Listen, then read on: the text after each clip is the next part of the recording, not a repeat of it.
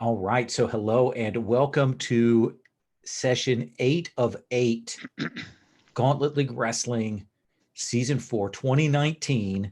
We are here at the pay-per-view, the unnamed pay-per-view, because they are rushing to figure things out. As we said, fractured creative team, a lot of problems with it. And that's been an issue throughout it, as we saw last week with the booking. So I just want to say, coming out of the gate, went right back to the old classic, the Worldwide Wrestling t-shirt, as my t-shirt for this final thing. And this is the 8th session. So it is the last of the WCW cards that we are opening up. We got a very nice Sting there in a kind of pink and black outfit. Ric Flair saving the best for last. Look at that. The Southern Boys. I wonder what their gimmick is. Sid Vicious, a second Ric Flair. I imagine that these are the rares for this. There's even a checklist card. Remember these? You used to have these in the card things. Arn Anderson. Flying Brian. Arn Anderson looked 40 when he was 20 and looked 40 when he was 60. Doom. This is El Gunga has appeared in every single one of these packs, by the way. He must be a common. Yeah, that's probably more than he showed up in the ring. Yeah. A second Flying Brian. And finally, a new image of the Steiner brothers, which actually shows like two of them. I don't know if that's both of them. I don't think so. I think that's one of them working somebody over. So there we go. That's Rick Steiner, the dog-faced gremlin. So that is it. Again, Tyler, thank you for these WCW cards. I'm glad you've enjoyed them. These are from the 1991, 1992 series. So there we go. So we are going to be doing the pay-per-view. We have a set of events that we're going to be playing out today. Before we get to that, I need to check in and see if anybody took advances. And I also need to do the top spot move, which belongs to Mr. Fabulous. So Mr. Fabulous, you have the top spot. And so what is it that, let's see, let's look at that particular move here that we've got with the basic moves. When you're in the top spot at the top of the show, you get to call at least some of the shots. The episode opens with segment focused on you and your agenda. You get 3 momentum, and then you spend momentum 1 for 1 to demand to be granted any match you wish as the main event of the episode. Add a stipulation to an upcoming match. Call out anyone on the roster to explain themselves and gain a heat. Declare a and then you can declare a non-wrestling segment for later in the show. You can also, as we have said, affect the promotion's tags and troubles. If you wish to, you can spend your momentum on that. Yes, and I definitely want to do something with our tags, with at least one of them. And did we get our home? We did get the home arena back. Okay. Yes.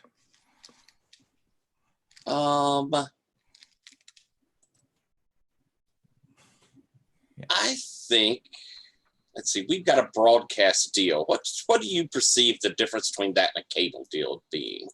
Broadcast deal means that you're in the local market.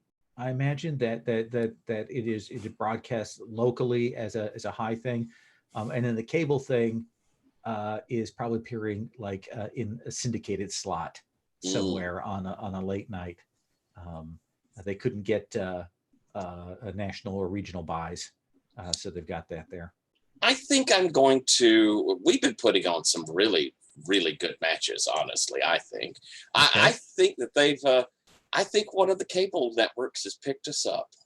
Okay. You think it's the same cable network that had you before, or a different one? You were on the CW before. That's right. I think it's a different one. Yeah, I think the CW is probably above us. I think, is Spike still a thing, or maybe it's FXX or something? FXX. Okay, so I'm going to put cable network FXX. That's just lowbrow enough to work. Mm-hmm. Okay. All right. And the Pursuit channel. That's one. Yeah.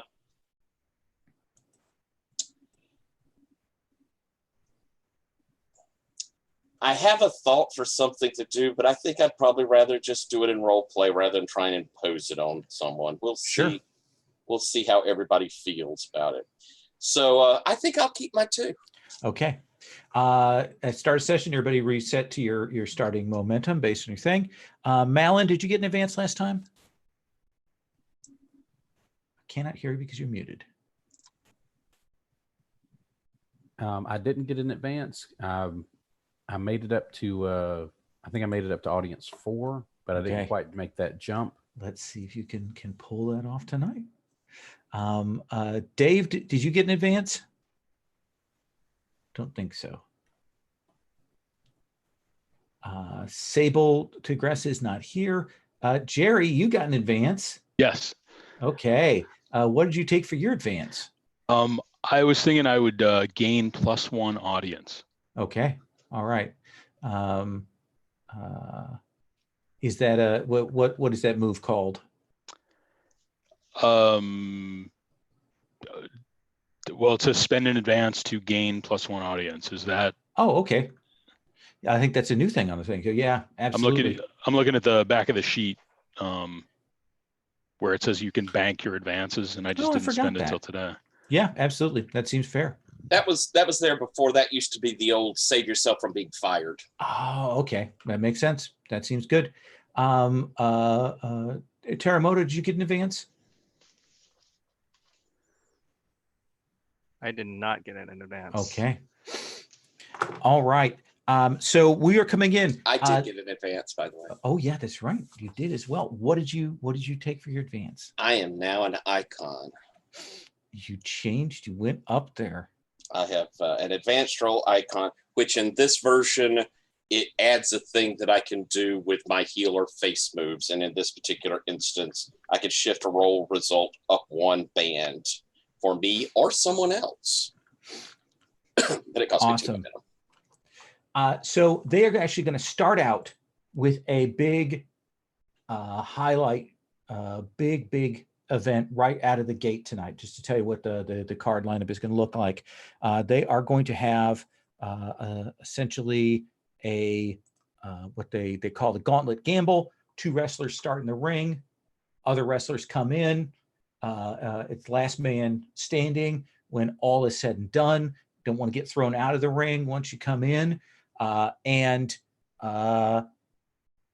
whoever wins this is going to get a shot at our Mr. Fabulous, our Shattered Queen, for the MC belt at the top of the show. So that's going to be the big one for that. And then the match between those is going to be Dave and the Weasel for the DM belt. So we're going to have a belt on the line there for that second one. But we are going to be starting with that big event. But I want to give a chance for anybody to do any backstage stuff before we roll into that big event, because you're not going to have as much of a chance to do promos, things like that. If you want to say you want to do a package to start the show while they're doing preliminary things, you can do that. Or if you want to do a backstage thing, we can do that. I know, Tyler, I talked to you. There was something you wanted to do, right? Yes. So let's start with you. All right, then. I'm going to go and attempt to find Monsieur Malin, Billy Ray, and also see if I can find Joey, Teramoto. And so let's assume in a locker room things are kind of chaotic there because they've got guest people coming in and things like that. So, but you'll find both of them there in the locker room. So I'll kind of motion you over Joey and get you there, Malin, and guys, I have this thought. We got the gamble tonight. Whoever wins I'll take on at the end, right? But think on this. Triple threat, hair versus mask versus belt. Both of you up against me. You're muted, Chris. Oh, am I still? Oh no, you weren't. Okay, I was about to say I thought I'd unmuted it. I like that idea, but I think Joey was debating whether or not he was going to be keeping the mask after his big revelation last week. So, like, Joey, what are your thoughts on that? I know you had been thinking about doing something different with the mask. Is that still on, or you want to keep the mask and roll it in with this? My manager's not returning my calls, so I don't know what's going on.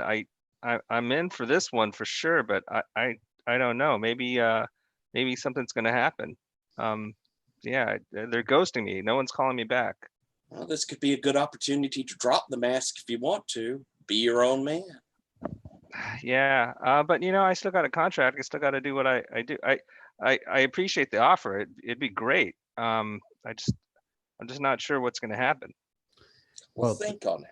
Yeah, the contract you got with us is you doing wrestling for Gauntlet. Like, I don't know what you got going on with the other outfits you've been working with, and that may certainly change. But the show we've got tonight is our show. Oh, for sure. Yeah, it's gonna be great. So yeah, maybe it'll work out. Or I don't know. They were talking about Japan, so we'll see. All right. Well, think on it, and kind of my thought was put a little leverage on Wolf or something to get you guys at the end, and maybe I come in and set it up so the two of you go for the belt. But think on it. Think on it. I think we can definitely like schmutz up the ending of the big gamble to have it be a questionable finish. So that we can kind of see, we can make it kind of look like there's no way to decide between the two of us. I think we can do that. Because I'd like to see us explore, looking over at you, Malin, that mysticky bit that you've been doing with the potion on me. I'd love to see some of that get resolved. Now, here's the thing to be thinking about. Do you want to? Is this going to be a good opportunity for you to like turn the tables on me, like because that's always a good like send off for this kind of bit. That might be a good idea. Especially since you've got the big belt now. You're flagshipping it for the company. Well, you only hold it as long as one match to one match, so it could go tonight. Well, it's possible. But yeah, I'm definitely down with that. Cool. Let's see. Maybe we can try and talk to Wolf in a little bit once the initial rush has kind of died down a little. Yeah, let's see after the big battle. Get out there and stay safe. Yep, and you can see like Malin is bandaged. He's got his left knee sort of bandaged up, like basically tight wrapped, and he's putting on like one of those like compression presses on it underneath his little fencing pants. Ooh, nice. I forgot about the injury. Yeah, he's favoring it a little bit. I mean, it's just enough to where it can be noticeable, especially backstage when he's not trying to hide it.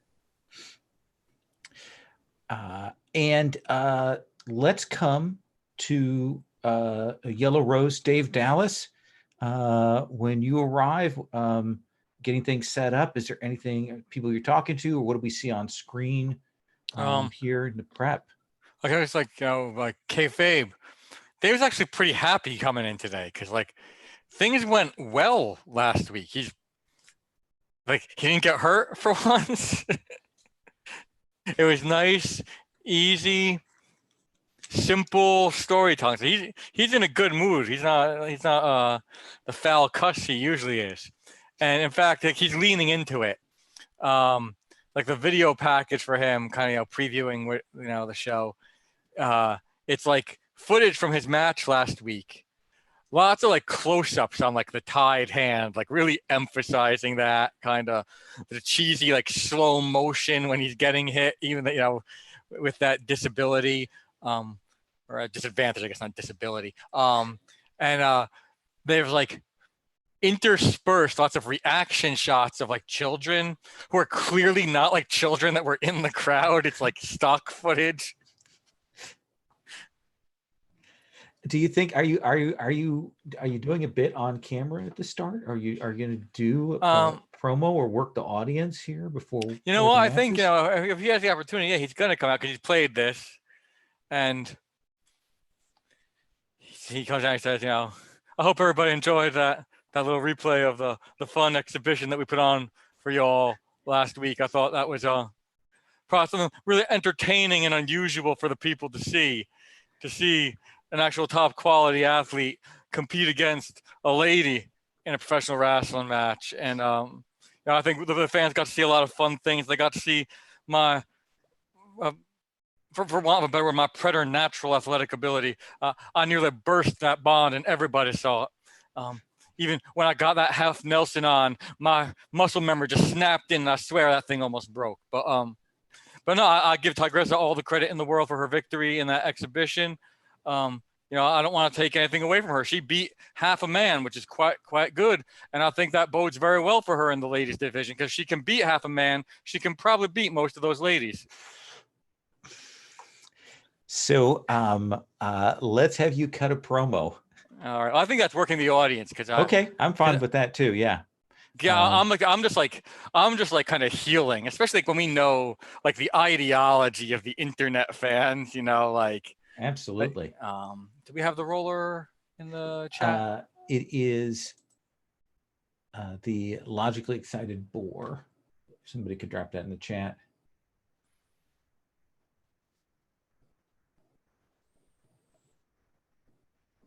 I've got something queued up, or I would.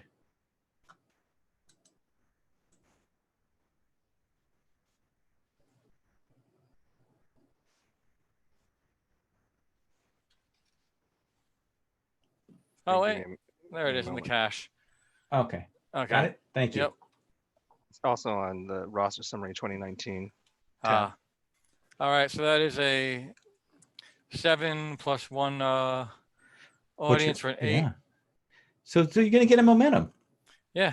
Works for me. Yeah. We do that scene. We get a chance to see that. Weasel. Got the belt. They made sure they gave you the belt to hang on to.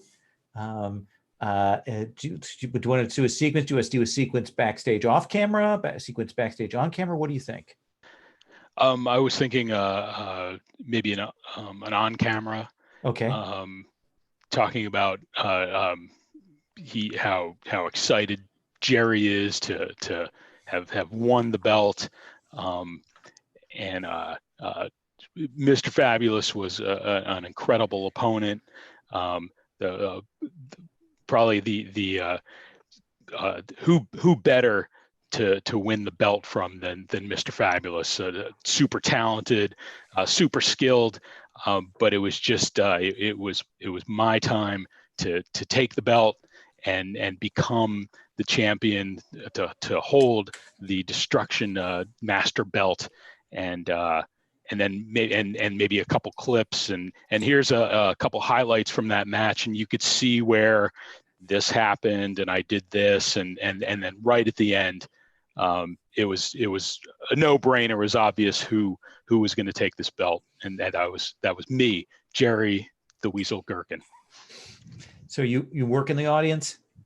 I think I'm cutting a promo there. Okay, absolutely. Who are you cutting the promo on? It sounds like oh, you know what? So my upcoming match would be against Dave Dallas, though. Yeah. So all right, then I'll work the audience on that. Get them all psyched up to see Jerry the Weasel Gherkin. So that's I get to roll plus work on that. Oh, good. So let me get the dice roller up here. Good use of your talents. And reroll selected. So a 9 + 2 puts me at an 11. Oh yeah, they pop big. You can spend a momentum to gain a heat with Dallas, or you can just take that momentum. I'd like to spend. I could spend. Oh, I'm looking at the wrong one. I'd like to spend a momentum to gain 1 heat with Dave Dallas, and that'll actually put me at a 4 Ooh, with Dave Dallas. that is a good place to be for you. Yes. Okay. I'm at a Excellent. 1. You're mad at me and I don't even know who you are, Joe. Teramoto, do you want to do anything before we roll into this first big match? Do you want to have a scene? Do you want to talk about how you want to handle this mask thing, or are you happy with what they've kind of set up, or you want to see what happens? I think we can do a short scene. I think that Sure. he finally gets his agent on the phone. And Oh yeah, sorry, Joey. I've been fielding some calls from Mexico. You know, a lot of business here. You know. hey, yeah, I understand, like, it's a licensed character and all, and we don't own the rights to the character, but hey, I've been talking to some of the guys here. They say I can do my own thing. Are you interested in that? We can get a new contract. Well, I'm fine. I'm good with that, Joey. Teramoto Senior is making noise down here. I just and I think you should. I mean, I think you should. I think that's the best interest. I just say that the syndicate, sometimes even when it's the right thing, the thing that they want, if people do things that aren't quite exactly by the book, sometimes they get a little upset. I'm just saying that. Just want you to keep that in mind. You know what I mean? Yeah, I'm not sure if this is about the licensed character. I just think they want me to do what they want me to do. I don't know. Oh, are you enjoying yourself? Are you liking what you're doing?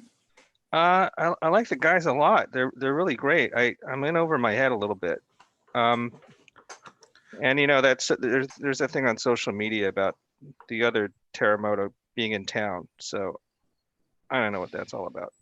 Well, I tell you what, you do what you got to do, and I'll back you on that. I mean, you've been good for me so far. All right. Well, if something goes down and I lose the mask or they pull my contract, you got to be ready for me. I gotta have something right after. So that's going to take a while. I don't know if I have any kind of paperwork for transferring the mask.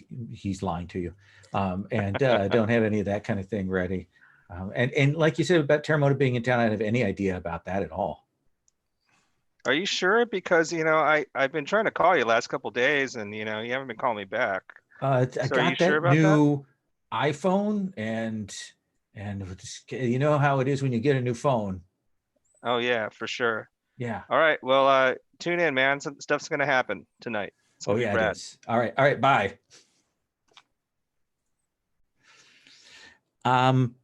Let's cut to Malin. Okay. What do you want to do here? Let's see. I think he's gonna go try and touch base with Wolf before the gamble starts. Wolf's looking over his notes. You see, usually he has the folder from the creative committee there with all the rundown stuff. You can see he doesn't have that. He has like a sheet of paper, and he's made some notes, and he's clearly written it out, and he's looking that over, and he's like, hey Billy Ray, how you doing? You all ready for what we're doing here? I think so. Hey, I was talking with Jim and or Henry and Joey, and we got that hot thing going with the Magic-y Svengali stuff with Malin and the Shattered Queen and Joey, and we were thinking about maybe using sort of a schmatz ending in the gamble to set up like a triple threat match. He acts fake surprised. Oh gosh, what an amazing idea! You already had it written down, didn't you? I may have had a conversation with Henry before the show. Good. I'm glad he's already on top of it. I should have expected that. I should have expected that when he proposed it. But you on board? I love the idea. What does Joey think? Is Joey good with it? I think he's into it. He's having that. He's in that contract thing with the mask. that on social media. I know you've been following that stuff with the Teramoto Legacy mask thing. Yeah. So if we did like a hair versus mask thing, that might actually open up some stuff for him with Okay. regards to that. Maybe that might light some fires where they need to be lit for him. And I think that would be a good thing to do too.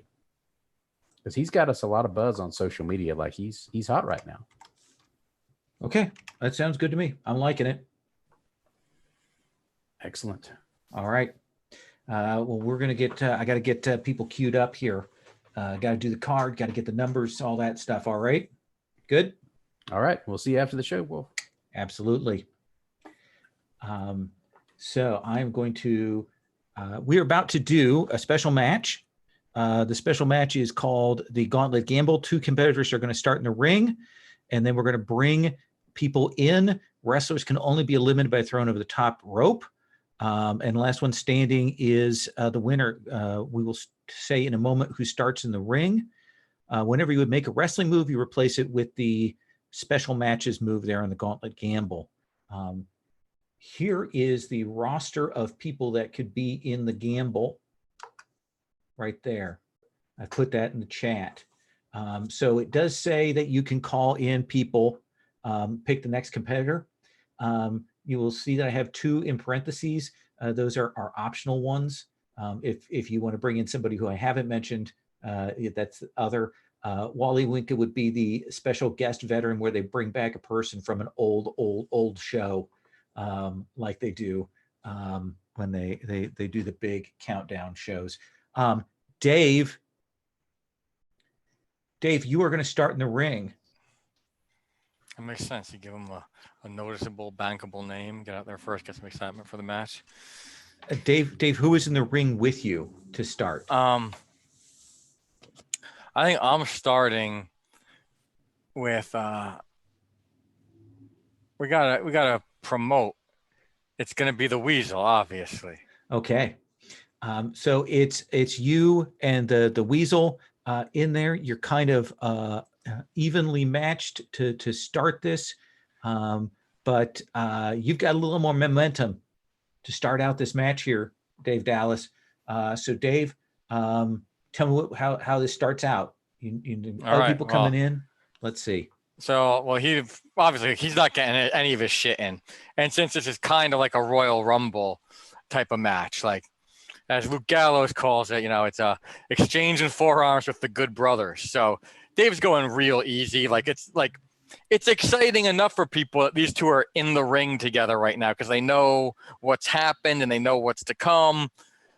So that, you can sell that. You don't got to work so hard. So it's just kind of the regular, very low effort stuff. The forearms, the drop kick, maybe, nothing too fancy. And they're just kind of waiting it out for the next entry. Oh, so you're literally just working it, not even wanting to go to a move, huh? Yeah. Okay. Then I think the next person to enter after that has to be Alpha Fly. Come running down the aisle, runs in, runs up. He hasn't gotten the memo to take it easy. He's like 110% the second he gets in there, and he's doing chops, and he's trying to do headbutts and comes rushing in. So what do you do? Well, I think try to slow his ass down by working real stiff. Or is that in this one, or is it just hardcore violence that's in this one? I felt like one's missing, right? I don't think there is a work real. Let me look at this. Hang on.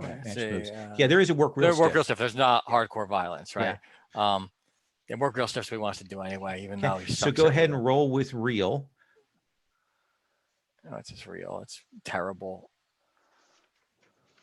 Yeah, -2. Boo. You're not that great at working real stiff. No, but he's got a lot of anger in him though. Yeah. He's got the desire to do it, and that works.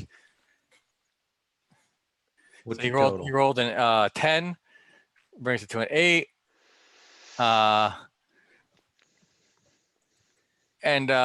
So I think we actually still look at the we look at the real stiff move here for this in place of Yeah. the other one. So Yes, I work real stiff on I pick one.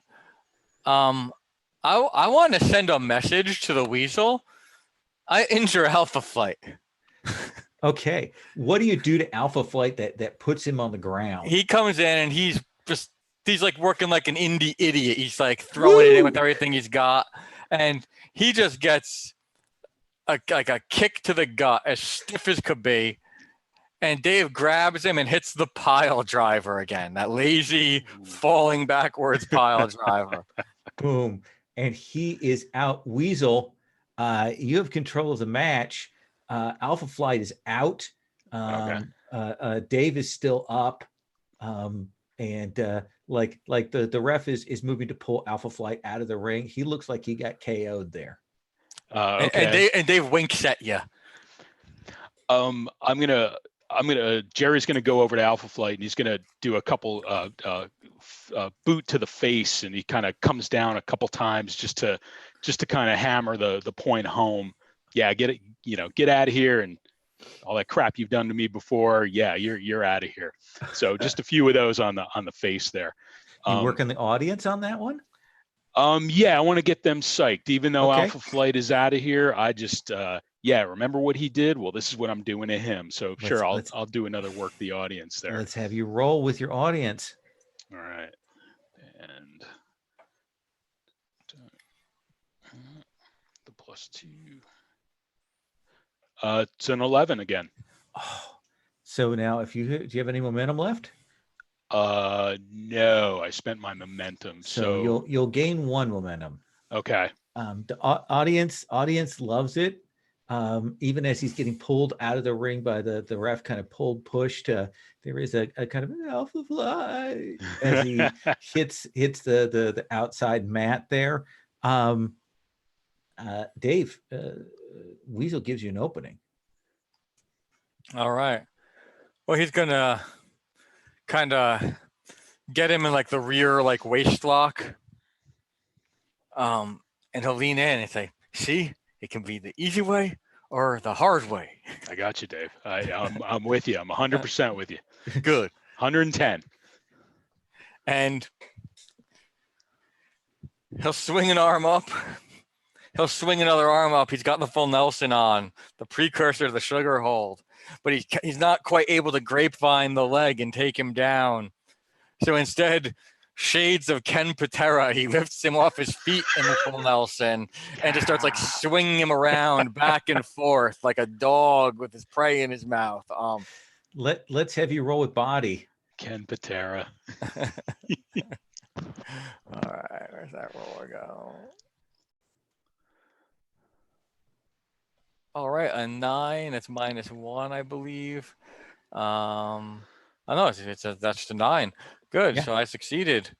So you need to work with someone else to throw an opponent over the top rope, and they would take control of the match, but there's nobody else. So you retain control of the match, and you pick who comes in next. All right. So next, let's see. Where'd that list go? It's in the chat. Let's get PCs in here to make it more fun. I think next is Milan. Okay. So I want to come to the announce table briefly. Tyler, you're on the announce table by default, since Shattered Queen is not in this match, since this is all about him. What's the announce call when Malin comes down? All right. Let's see. I guess I'll play Big Bob, I suppose. I was thinking about having Jim Queen out there, but he's so weird at this point he couldn't announce. Let's see. Oh, look in there. The French are advancing on every front. Excellent. Malin, how do you come in? What's special about your entrance into this big, grand gauntlet gamble? I think what's so special about it is he is treating this exactly like a normal entrance. Like, he's not running down. He's not speedily doing it. He's slowly coming out to that music. and he is just sauntering down to the ring and doing exactly what he would do if this was no match. He's just sort of slithering in under the bottom rope, and he gets to his feet. At this stage now, is the full Nelson still locked on, or has Dave dropped the Weasel? What do you think, Dave? I think the way it's called, yeah, like this is like a kind of a long rest hold. You know, he can lift him up, swing him back and forth, put him back down, hold it, work it a little more, lift him again. Absolutely. Dave Dallas ain't looking to impress Dave Meltzer. So Dave, you have control of the match when Malin comes in. All right. And I think what he'll do is, as Malin comes in to the ring, again, Weasel's lifted off his feet in the full Nelson, and he is swung at Malin like a weapon. So what does that feel like to you? Is that just pure kind of brute swing him around with body, or do you think that requires a little bit of work to get that coordinated? I'm going to say it's ugly in its body. Okay. Let's have you roll body then. But this is his like nod to the modern style that he clearly can't do. So that is a 7. What's his body? His body is 0. Okay. So pick one. You need to work with someone to throw an opponent over the top rope and they take control. Or you retain control and picks the next entrant.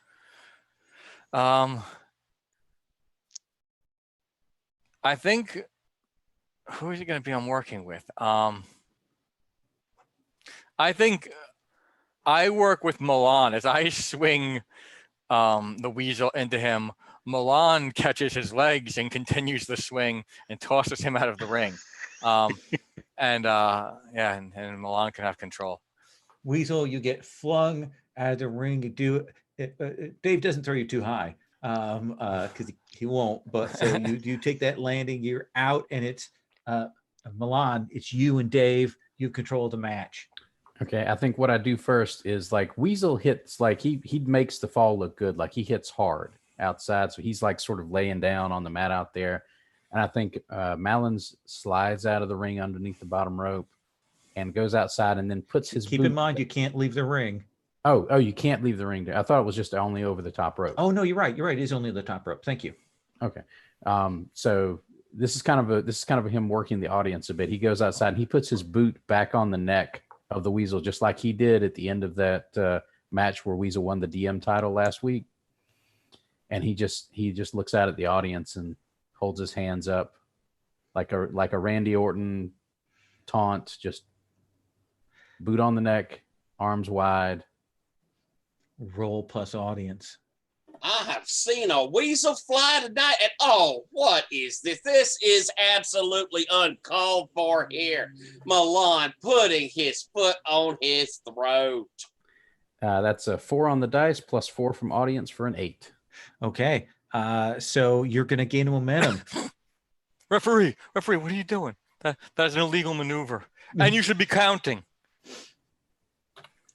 And I think that the break on that will mean that we're going to see this young kid come down. It is was formerly the Born Again Kid, but he's now calling himself the Heartbreaker Kid. And he comes on in. He is favoring one of his legs just a little bit, and he comes on in there as Malin starts to get back into the ring. But you still have control of the match, Dave. These guys are kind of messing around on the outside. There's someone coming into the ring. Young, bright-eyed. Dave's gonna kind of heel and do the thing where he kind of lays across the turnbuckle, like the corner, right? And he's taking a little break, arms behind his head, just kind of watching. And that, I think, is getting cheap heat. Okay.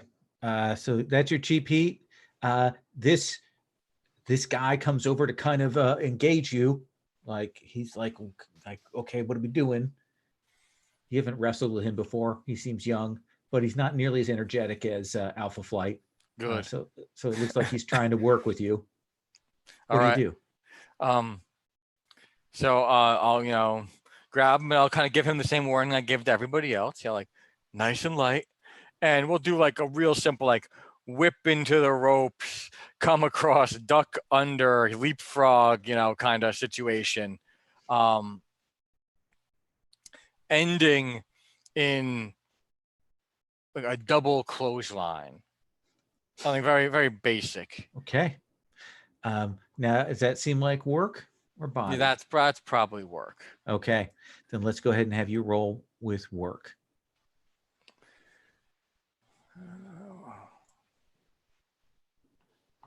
Oof, that is a collision in the center of the Oof. ring, and they're both down. Yeah, that's not good. That's What'd a you- 2. So on a botch, you get taken to the top rope. You can spend a momentum to stay in, or you get dumped out and gain a heat with whoever dumped you. Is it Malin or is it Heartbreaker Kid? I'm gonna save my momentum. Yeah, he's gonna get knocked out too. He knows he's not winning this thing. He's not working too hard. Who is it then? It's gonna be Heartbreaker Kid, because I don't want to give Milan the satisfaction. See, he's super excited. He kind of gets you over the top rope, does it real carefully, like he's taught to be polite about this. And then he'll turn and face you, Milan, and he'll kind of come in to try and lock up with you, kind of runs at you, and does that lockup, kind of pushes you back onto the ropes, is working you over, and he says, "Oh, just remember the left leg. Just be very careful with that, okay?" And Milan announced, I've got a bum left right now as well, so keep an eye on that. Okay, and I think Milan will just, of course, classic heel, like rake of the eyes as they're clinched on the ropes, just to like push him back a little bit.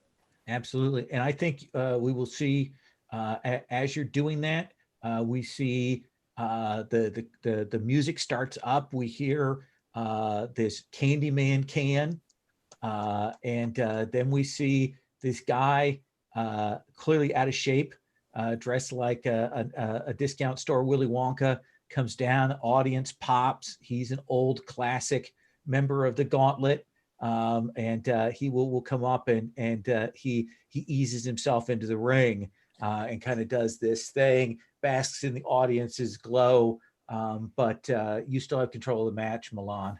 Gauntlet League legend Wally Winka coming into the squared circle. Listen to that crowd. Everybody loves the Candyman because he can. D. What do you do, Milan? Let's see. I think Milan's going to try and he's going to try and basically throw him right back out of the ring so he can just do like super evil heel heat by just dumping the legend out, like just like that.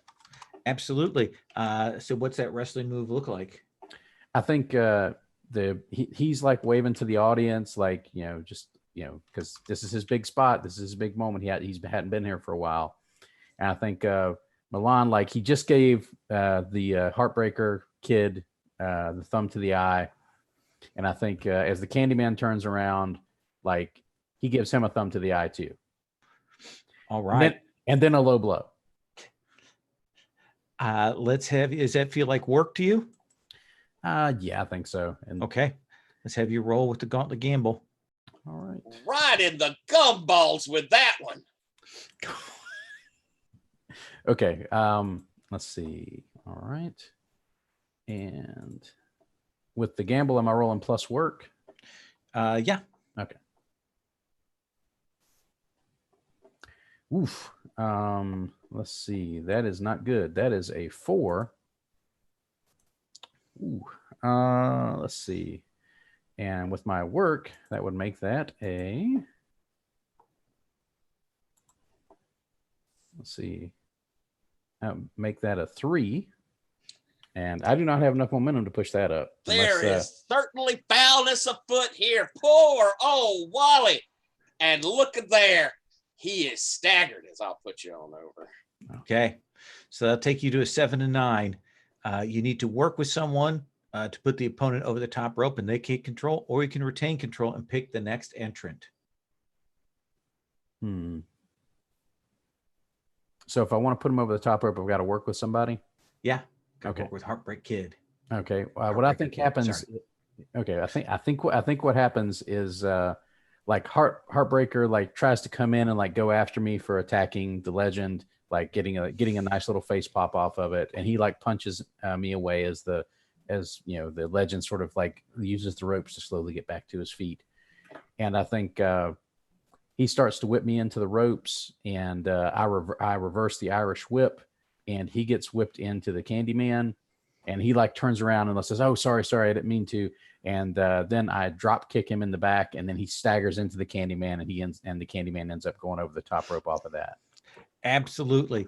And Heartbreaker Kid kind of looks in shock as one of his heroes goes over the top rope. And I think then we'll hear some kind of Rick Springfield song, and we will see Dreamboat Alex hair shorn from that hair match. It's probably the first time we've seen him in a while. He comes running back down in there, and he looks like he's trying to avenge poor Willy Wonka, and starts in with Heartbreaker. They're going back and forth, and it's the three of you now in the ring. What do you do, Malin? I think what it looks like is like they're doing the face pop thing on me. The audience is counting off the punches. One of them punches me in the one side of the head, and I stagger over, and then the other one punches me, and the audience is counting it. 1, 2, 3. And you have a couple of like smarky jackasses who try to do the count in French, Okay. but it doesn't catch on well enough for the rest of the audience to pick it up. And so they go through that sequence. They work you back and forth. You catch your breath. How do you change up the situation? I think basically they try to do a double whip into the ropes, and they go for a double clothesline. I duck under it and sort of come off the ropes again.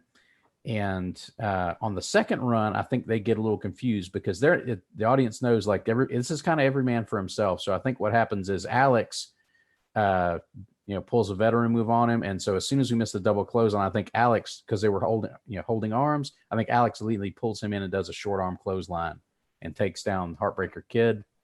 And then Malin takes that opportunity to give Dreamboat Alex the classic thumb to the eye. Okay.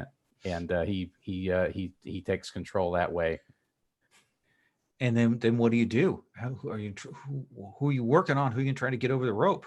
Let's see. I think at this point he's going to go back and try to capitalize on some of that old heat he had with the Heartbreaker Kid, formerly Born Again Kid. And I think he's going to try and work him over in the corner with like just a face scrub with the boot. Okay. Like the Heartbreaker Kid had crawled over to the corner, and I think Malin just goes over there and he starts just staring out at the audience and smirking, and then just slowly doing the face wash over and over and over again, kind of like a rest hold, but just kind of obnoxious with the boot. Just and then he sort of steps back out, and he looks over at Dreamboat Alex, and I think he goes over and he's going to try to Irish whip Dreamboat Alex into the Born Again Kid's corner and like hit them both in the corner. So, all right, let's have you do work. All right, let's see if this goes any better this time.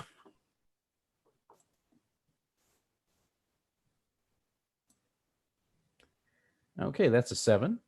Okay. So you need to work with someone else to throw an opponent over the top rope and they can't control, or you can retain control and pick the next entrant. I think I'm going to retain control and pick the next entrant because I like the Dreamboat Alex's previous heat with me and Born Again Kids heat. I like that. That lets us build to something. So I'm going to retain control and pick the next entrant, and that next entrant will be. We got to get another PC in here. I think we're going to bring in Terremoto and light this up. Teramoto, what does it look like when you come in this time? I think there's a flash of smoke from the entrance. Like maybe too much smoke. I think that I think it's totally obscured, and I think people are expecting Teramoto to come barreling through, but he appears from the other entrance and uses that distraction to come in from the other side. Excellent. Yeah, you come down into the ring. Everybody in the ring kind of stops to watch this because they're all looking at the smoke. And then the audience is doing the pointing towards you, and they'll all turn in shock to look at you come in. Malin, you're still in control as Teramoto comes in. Oh, and I think I think I might be wearing Malin's mask too. Oh, okay. Okay, so and that just sets Malin off. Like he was looking towards the entrance ramp, and did your music play, Teramoto? Yes. Yeah, okay. absolutely. So he was looking toward that entrance and like getting ready, and then he sees you like coming in from, he sees the audience pointing, and he turns around and he sees you coming in, and he sees the Malin mask, that Carnival mask. And he just gets furious. And I think as soon as you come into the ring, like he rushes towards you and just starts, going into a basically old school nasty slugfest, just back and forth with fists and forearms. Yeah, Okay. absolutely. So does that feel like work? I think so. Okay, let's have you roll with work.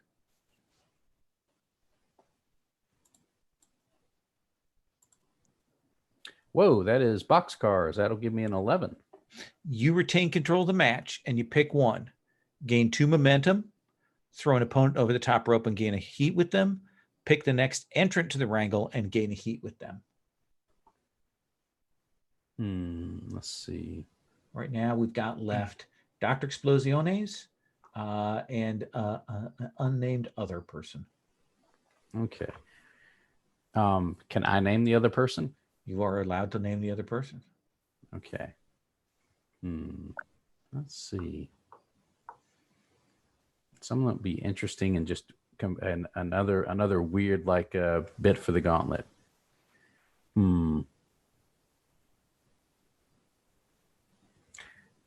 I think it's going to be a callback, and I think it's going to be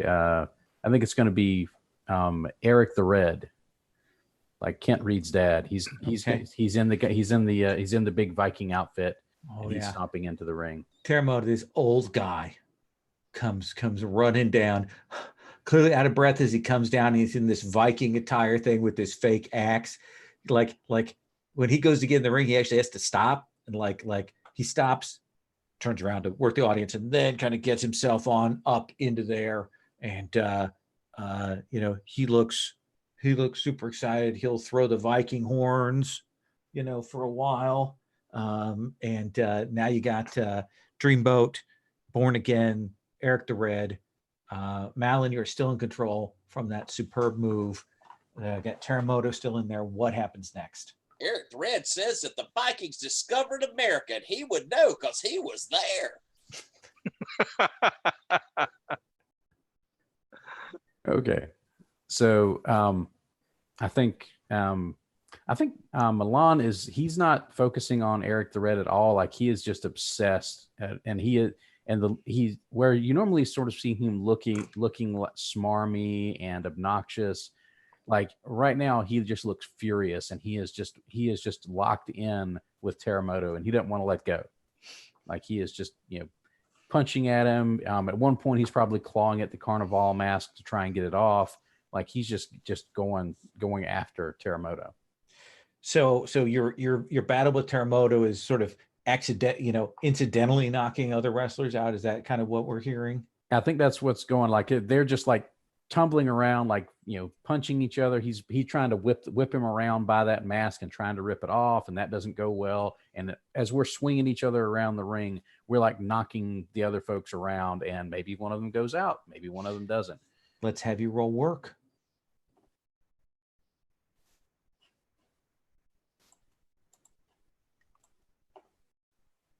Okay, that is a 5 on the dice, -1 for a 4. Okay. So on a botch, I think I'm going to spend my momentum to bring that up to a 7. well, you can. Here's the thing: on a botch, you can spend momentum to stay in the ring, or you get dumped out. Okay. If you so you can actually just spend 1 momentum to stay in. Oh, okay. It just looks bad. You just don't look great. And control will pass over to Terremoto. So Terremoto, you're kind of rolling around doing that. You actually have to probably keep Malin from going out of the ring too early. Right. So what do you do next, Terremoto? I think we need to winnow down the field. So Okay. so basically I set up Malin. I could put him in the right place. We're going to pinball some people off of him, and we're Okay. going to hurl people out of the top. So I kind of position Malin in the right place. I'm not even sure who's left. Dreamboat It's and Dreamboat, Born Again, and Eric the Red. all right. So Dreamboat first. We're gonna set him off the ropes and pinball him back into Malin, and Malin has to do the work on that one. But all Malin has to do is not mess it up. Although I guess I would make the roll on this one, right? Yeah. Do you think this is something you and Malin have worked out as a big thing? Yeah, I think that we spent some time together Okay. working on this beforehand. So Then I'll let you, for this one, roll with heat. okay, so You think your heat with Malin is a 4?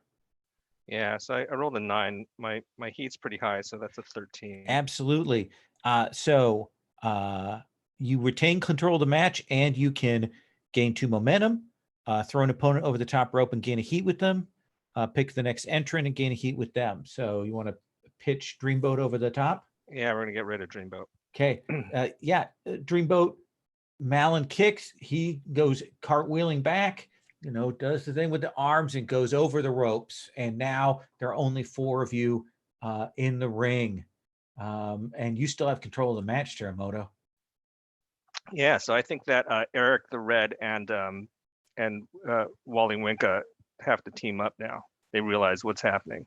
Like they know that their survivability is their survival is based on them getting together. So Okay. I think that both of them grab Terremoto, and I think one of them's holding him down while the other one's doing some forearms and some blows. Absolutely. Probably Eric the Red's holding him down as Heartbreaker Kid is trying to do the blows, trying to land those. So what do you do? How do you take advantage of this? I think Eric the Red's kind of, well, we'll say old and crusty. So I think I break the lock, I flip him over, and Heartbreaker Kid gets a few blows on the wrong guy. Okay. Let's have you roll work.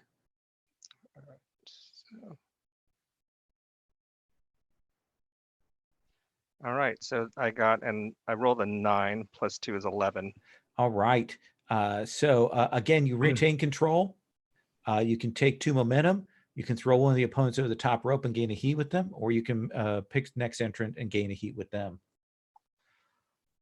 We're gonna get rid of Heartbreaker Kid. Okay. So Gone. How does he go over the top rope? So I think that he's shocked that he's he's punishing this old guy, and I think that's enough to for me to sweep the legs and drag him by his hair and just hurl him over the ropes. Perfect. And you still have control of the match. Now it's you, Malin, Eric the Red. I think there are no more entrants at this point since we've gotten this far to come in. It's just you 3 as the last 3. What do you do? I think it's time to get rid of Eric the Red, but I think I'm gonna work the audience. I think I'm gonna point to the mask and then point to Malin and say, if you want this mask, you have to come and get it, Malin. It's my mask now. And Eric the Red is there for the ride, so basically, I'm going to throw him into a corner and pound on him a little bit, and then send him up to throw him out of the ring. All right. One last work to see if you can get him out, and then it's just you and Malin. All right. Oh, I got a 4. I'm going to eat that one. Okay. I'm going to spend a moment to stay in the ring. Okay. So what happens that you don't quite get Eric over the top rope? I think Eric is a little wily, and also Malin has recovered just enough to give Eric the Red a hand. As I try to throw him into the corner, I think Malin gets a foot in, Okay. and hooks Terremoto as he's trying that maneuver. I think Terremoto goes flat on his face. And Eric kind of pushes you back. You kind of lose your positioning there. Malin, what do you do? Just the 3 of you left. Okay, I think Terremoto just face planted basically off of that, so he's sort of recovering from that in the ring. And I think Eric the Red is just sort of like he's like staggering away from the ropes because I think that struggle took a lot out of him to stay in, and plus he had to keep Terremoto in. And I think as he turns around and starts to come after Malin, I think Malin reaches into one of the pockets of his little fencing pants and takes out the dust and. That's definitely work. Yes. And I think he does that, and then he's going to try and throw him out of the ring as Eric the Red is like really selling the glitter dust business. He knows how to sell old school stuff. All right, that is a 9. Okay. You need to work with someone else to throw opponent over the top rope, and they take control. I think that's the logical thing. So how do you work with Terremoto to do that? I think what happens is that basically after Malin gets Eric the Red, he goes in to try and throw Eric the Red into Terremoto, who's kind of made his way to one of the turnbuckles or corners, and Eric the Red shows off that old powerhouse gimmick that he had, and I think he just puts the brakes on the Irish whip, like old school powerhouse. Just okay. And Malin's a relatively little guy, so he's just flailing and looking like he's really struggling to try and throw him in there. And then Eric the Red like does the sort of all the way around Irish whip, just swinging Malin around, and then throws him into the ropes. And I think goes for a big lariat, and that puts Malin back down.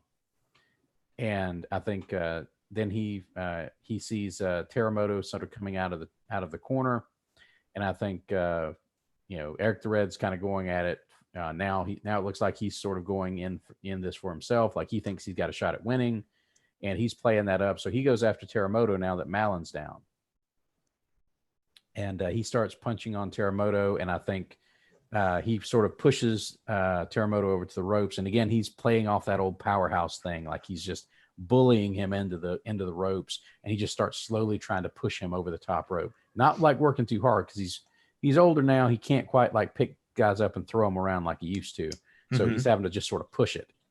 And I think at that point Malin comes in, and he sort of does just a running double axe handle to the back of the big guy's head. And Terremoto sort of leans down. As he's leaning down on the ropes, he sort of falls, and like the top rope gets pulled down in that process, and the big guy is a little too top heavy at that point, and he just tumbles over the top. Terremoto, it's just you and Malin. You have control of the match. Here is the booking. Malin has to win. Malin is set to win, but he has to win in the most awful, underhanded, terrible way. So I'm going to let you two work out what that is. I think I have an idea. Okay. I think it is the worst of the kind of cheap BS like dusty finishes of all time. I think basically we get into this back and forth thing, and I think you end up like getting the better of Malin, and you end up setting him up for this big sort of almost coast to coast crossbody that would put him like out over the top rope. And it's basically the last person in the ring, or the last person standing on the ring, is the person who wins. And technically, because you did that flying move to put him over the top rope, and it ended up taking both of you out to the ring floor, and you sailed out over the top rope with him, his feet were technically the last feet touching the mat. Okay, I'm into it. And he points that out to the officials as they're start to make their decision. He points at the video as it goes up on the Gauntlet Tron. Malin, let's have you roll your finisher, and then I want to get Teramoto's reaction as we do this scene here. Okay, that is a 10. That is a 10. You get that sequence off clean. Choose whether you or your opponent gains an audience. I think he's going to gain the audience here off of this Okay. part, because he's definitely, like, the crowd's definitely behind Teramoto here. Like they were hot. They thought he had it won, and then Malin just pulled this bullshit technicality finish out, and they are furious. Teramoto, what's your reaction on this when the ref comes down and they're calling you out? How are you selling this? I'm just gesticulating wildly, like getting in the official's face, like, maybe even switching. I'm going to pull the total stereotype, and I'm switching to Spanish. I'm trying to explain my case in Spanish. And they're playing, we can't understand, and Yeah, you're exactly. back and Yeah. forth. There's some other people come in. We start getting this arguing going on there. And in the middle of it, we'll hear the mic, and we'll hear Wolf come out, and he comes down. He goes, listen, everybody, let's everybody calm down here. Seems to me like we have a difficult situation here. Seems to me like we have a tough situation, a tough decision to be made here about this. So instead of a simple match that we were going to be having here with Monsieur Malin versus Shattered Queen for the belt, we're going to make it a three-way. Teramoto, you're going to get your chance. You're going to get your shot at the belt here. Does that seem okay with you, Teramoto? Si se puede, sure. Absolutely. He said yes. So we're gonna get Teramoto in here. We're gonna clear things up here. We're gonna call this match null, and that's gonna be our main event tonight here, folks. So I want you all to stick around, stay tuned, and we're gonna come back for that big event. Now, effectively, both Joey and Malin are going to hit the top spot sort of simultaneously. Can I do something real quick? Absolutely. Yeah, please. As he announces this and they're standing there, I come running out from the back, and I'm spinning two for my heel move to just clock Teramoto across the head with the belt. Oh, Laying him out as I go to Malin, and I pull out the empty bottle, and I'm looking at him, clearly wanting more. lays you out. The audience goes. They thought it was over, and then Wolf's like, we're gonna need to clear the ring, and we're gonna need first aid, gonna need the medics out here. We got a serious issue. We're gonna need to get this all cleared up here now. And I think following off of that, I think Malin walks to the back with the Shattered Queen, just nodding to him like, yes, we will get more. So Malin, Teramoto, you will both go to top spot, which means you get an advance.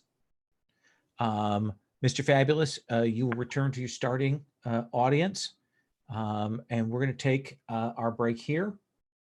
And when we come back, we'll do a little backstage, but then we're going to move on.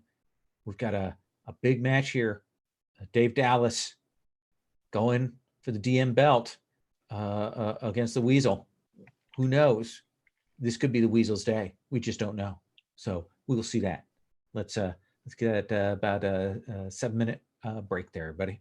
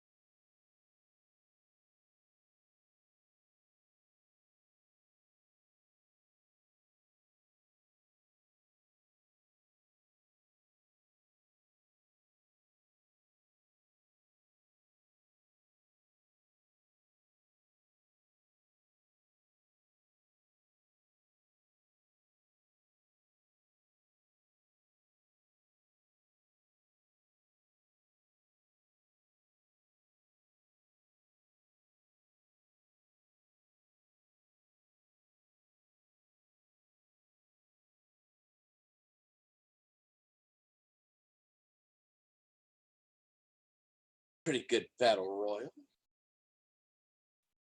You're muted, my dear heart. It was decent. The battle royal is always a challenge. Mm-hmm.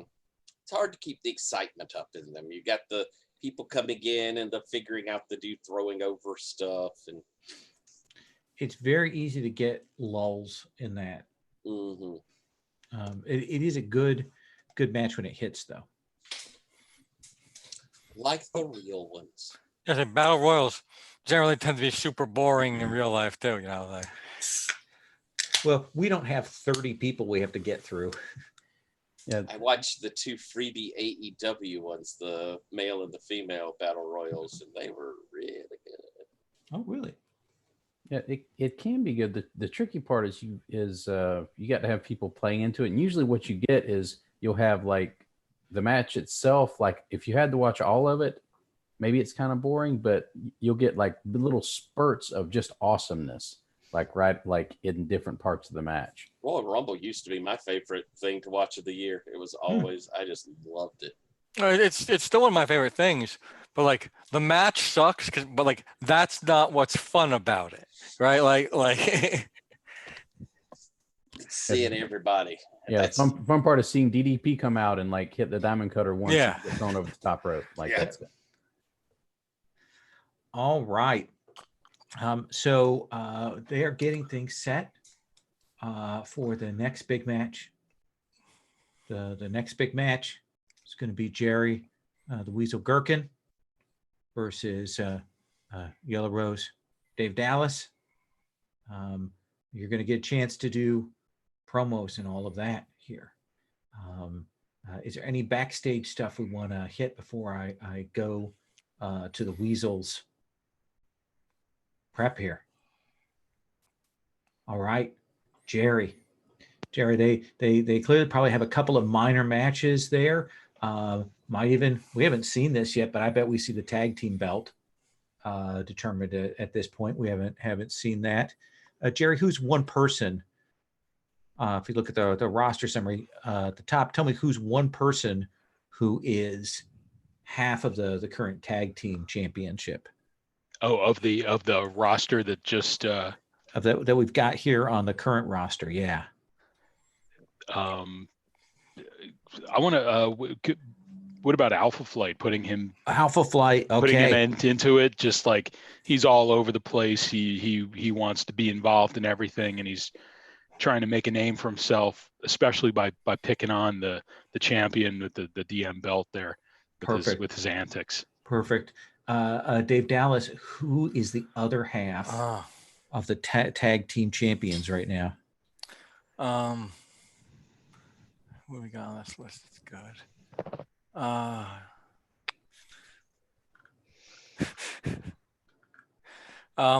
He's with the Skunk Ape.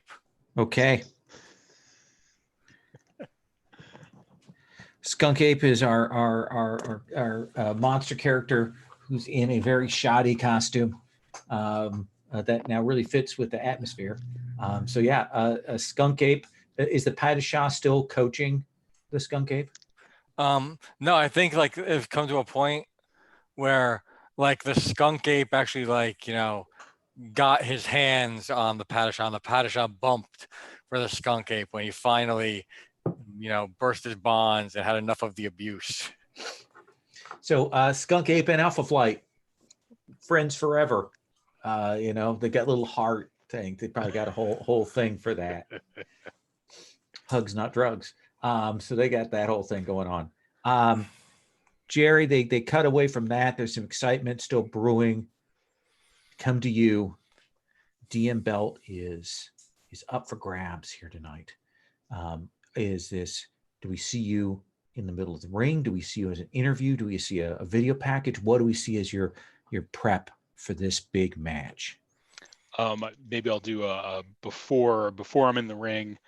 I'll cut a promo where I'm talking about how Dave Dallas would a worthy challenger for my first defense of the DM belt. I appreciate Dave Dallas's wrestling style. he's gonna have to bring everything he's got tonight because I've got this DM belt and I'm gonna defend it to the end. Awesome. Let's have you roll cut a promo. All right.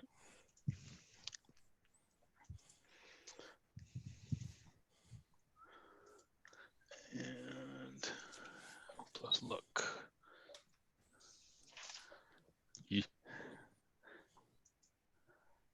And that's a 5. That is a 5. It doesn't connect. So you're going to gain a momentum. Okay. And people aren't buying it. People aren't buying it. And you can tell that it's the smart fans, because you're a jobber. They're putting you up in a main thing. And they like you see they've got people like have photos of you at all your various other different jobber costumes, and they maybe got like a collage of those, and like they're very much like this is maybe a step too far, the jobber being in this, like a guy who has done like a dozen identities in just the last couple years. And I'm like, I'm trying to put that behind me. This is the new Jerry Gherkin. I might even drop the Weasel, depending on how this match goes, because I finally turned a page on things. Absolutely understand. Drop goes the Weasel. I understand. Got it. So you are there, not hitting so well. Dave, what is your promo? What is your package? What do we see here? Dave just comes out to the ring like usual with the robe, but no like fanfare, old school. But he's got a microphone and says, hold it right here. I don't know what you're talking about, son. Frankly, it's ridiculous that you have that belt. It's ridiculous that you're actually being put in a match with me, much less one for a title. But I've seen that people really seem to enjoy when we do outlandish things here. So what I'm going to do, Terry, get out here with that strap, and tie my hand behind my back. And Terry Styles will come out, get that same strap as last time. He will tie your hand behind your back. All right. I think this will make this interesting for the people out there. Thank you. And I think that's his cutting a promo on the Weasel. Oh yeah. Roll with look. All right, so that's 6, 8. Okay. So you can add a heat with Jerry. You can add a stipulation, or you can make creative book you in a particular match. And I think it's inherent in what I did. It's the stipulation that I have one hand tied behind my back. Okay. You're going to start in charge. Tell me how this starts out. All right. Who wants to be Gene, Chris? You guys want to be on the deck? Announcer table? Sure. Okay. Then Gene, give me your starting spiel here for this showdown of Titans. Well, the Weasel has cometh. Tonight's a night I never thought I'd ever see here at Gauntlet League Wrestling. The Weasel has come, and it's taken names and paying back all the debts. So we'll see if Dave Dallas can stop the rise of the Weasel tonight. Look, and you see Gordon T. Wilson, again, clutching that microphone like it's a trophy for the only good thing he ever did in his life. Look, we all kind of know how ridiculous this is, right? I mean, you've got Dave Dallas. He's wrestled all over the world. He has competed in some of the biggest wrestling federations, and wrestled for some of the biggest companies all around the world. And then we've got Jerry the Weasel Gherkin, whose claim to fame really other than that cheap shot win he got last week, was repeatedly losing in different costumes every couple of weeks. I mean, I don't know. I think the Weasel's legit. I mean, look at the crowd, and there might be a smattering of Weasel Two people signs. holding weasel things. I see a groundswell. Something's happening here. Night of the Weasel. Book it. Night of the Weasel. Yes, that. I'm sure that will sell some pay-per-views. In his best Tony Schiavone. that's gonna put some butts in seats. Yeah. Dave Dallas, you start in control of this match. How do we begin? All right. With one hand, he goes for the test of strength. Jerry's looking at this and he's like throwing his hands in the air. He's pointing and he's like, "What is this? It's a slight to him and it's an embarrassment." And then he finally gets over himself and he brings that hand up to engage in the test of strength. All right, and he wrenches your arm around. He's clearly, I mean, look at him and look at you, and kind of like gets you like into like an arm wringer, but like one-handed. And so he's working the arm wringer, and then he brings it back and he brings it around into a hammerlock. And one-handed, he's working a hammerlock on you now. And now he starts selling, pulling, tugging on the strap that's got him bound. And I think that's probably like that sequence where, it ends in like the theatrical, Right. struggle there. That's probably work, I think. Definitely. Yeah. Let's have you roll it.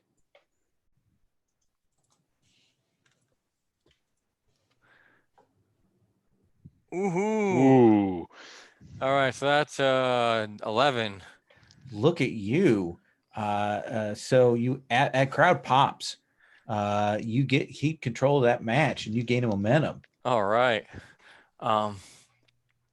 See, they want to see this slow, old school, tedious wrestling. When you're as good as me and they give a shit about you, they'll pop for a hammerlock. So having gotten that, juiced that for everything it's worth. Now he gets a kick to the back of the knee that brings him down to his knees, and he comes around with one hand and locks in the half Nelson. And again, struggling, straining at the bonds. But he rolls onto the ground with the half Nelson and starts as he's got him kind of like tied up like that, he starts doing sort of like an alligator roll, just rolling and spinning in a circle around the ring. We've seen the alligator roll. That's been a go-to move for Dave before. Let's have you roll. Does it still feel like work, or is this more body at this point? I think I could argue it either way. But I think it's probably more power now than okay. So let's have you roll body. All right, that's a 9. There's a 9. You can keep control, or you can hand off control to the gherkin, to the weasel, and gain momentum. I'm going to gain a momentum and hand off control. So Dave is rolling Jerry in that alligator roll all over the mat. And I think Dave, he's going to release the lock, and he kind of not prances, the wrong word, kind of struts around. How dare you? Yes, I think that you've got an agenda. He moves around the ring, and Jerry's on the ground. He's in pain. He looks like he's in pain, and he sits up and he starts to work his way up. And I think maybe Dave comes over and he pushes him down with his foot. Jerry falls to the mat. Jerry's gonna get up, and he's gonna try that test of strength again, even though it's probably a losing proposition. And he goes up and Dave is forcing him back down, but Jerry is able to somehow hook a leg and get behind him, and then he's going to back into the ropes and push Dave Dallas forward into the ropes, and he's going to try and roll him, and he's going to try and pin him right there, and Dave just kicks out, no problem. So they're going around, and Yeah, like he's not even giving you a 2 on that. Like, yeah, exactly. Yeah, nothing. Just like, yeah, you got this, but that's all you're gonna get. And maybe then Jerry's gonna try and Irish whip Dave into the ropes, and he's going to go up for a drop kick and see if that'll put Dave down on the ground. Does that seem like work? Yeah, I think that seems like work. Let's have you roll it. All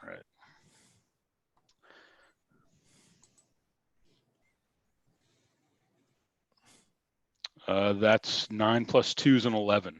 Look at you. The crowd pops. You keep control of the match. They're loving this. You get a momentum. Let's cut to the announce table and see their reactions to this turnabout. Well, I will give the Weasel credit for this. He knows this is really the only chance he's going to have at this kind of match. So he's really giving it all he's got. But I mean, we all know how this is going to end, right? I mean, obviously. But No. What you're saying is the Weasel is playing with Dave Dallas. The Weasel is toying with him. We're gonna see something really magical tonight. The only person I see that seems to be playing around in there is Dave Dallas with this ridiculous one hand tied behind his back thing he's got going. I'm not sure exactly. Something lingering from Tigressa's match with him from last week. Well, even then he did that to himself in that match. So I mean, this is him toying with his opponents. If anyone is being toyed with, honestly, it seems to be the Weasel, and he's playing into this. Like he's letting himself be drawn into this whole one hand tied behind the back business. The fact that he hasn't already pinned him should show you that he shouldn't be in this match. Weasel, you have control of the match still. The announcers are talking you up, talking you down. What do we do next? So that drop kick connects, and Dave goes flying backwards, bounces into the ropes, and falls down on his face. Jerry's going to come up to the side, and he's going to a few kicks to the ribs there, and then he's going to bring Dave up. He's going to start to pull him up off the mat. And then he's going to rush him forward and push him into the ropes. And then as he comes back out, he's going to try and whip him towards the ropes again. And he's going to come back over with a lariat, try and knock him back down onto his rear end. See if he can drop Dave again. Okay. Let's have you roll work.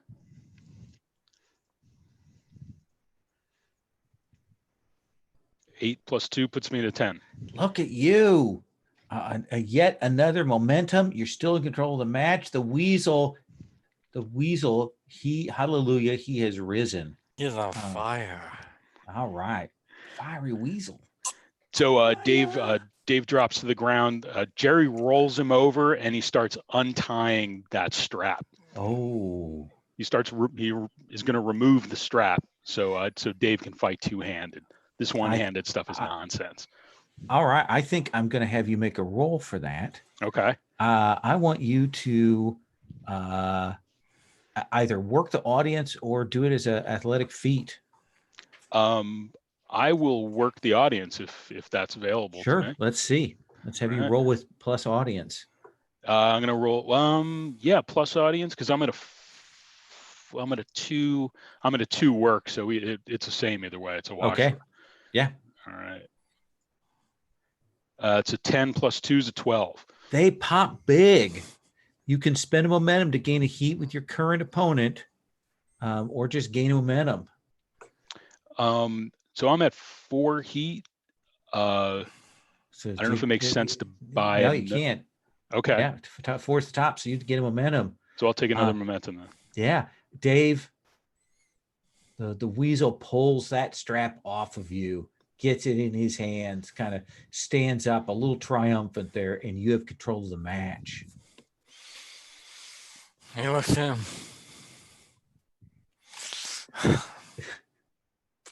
And now he just starts laying in with the chops.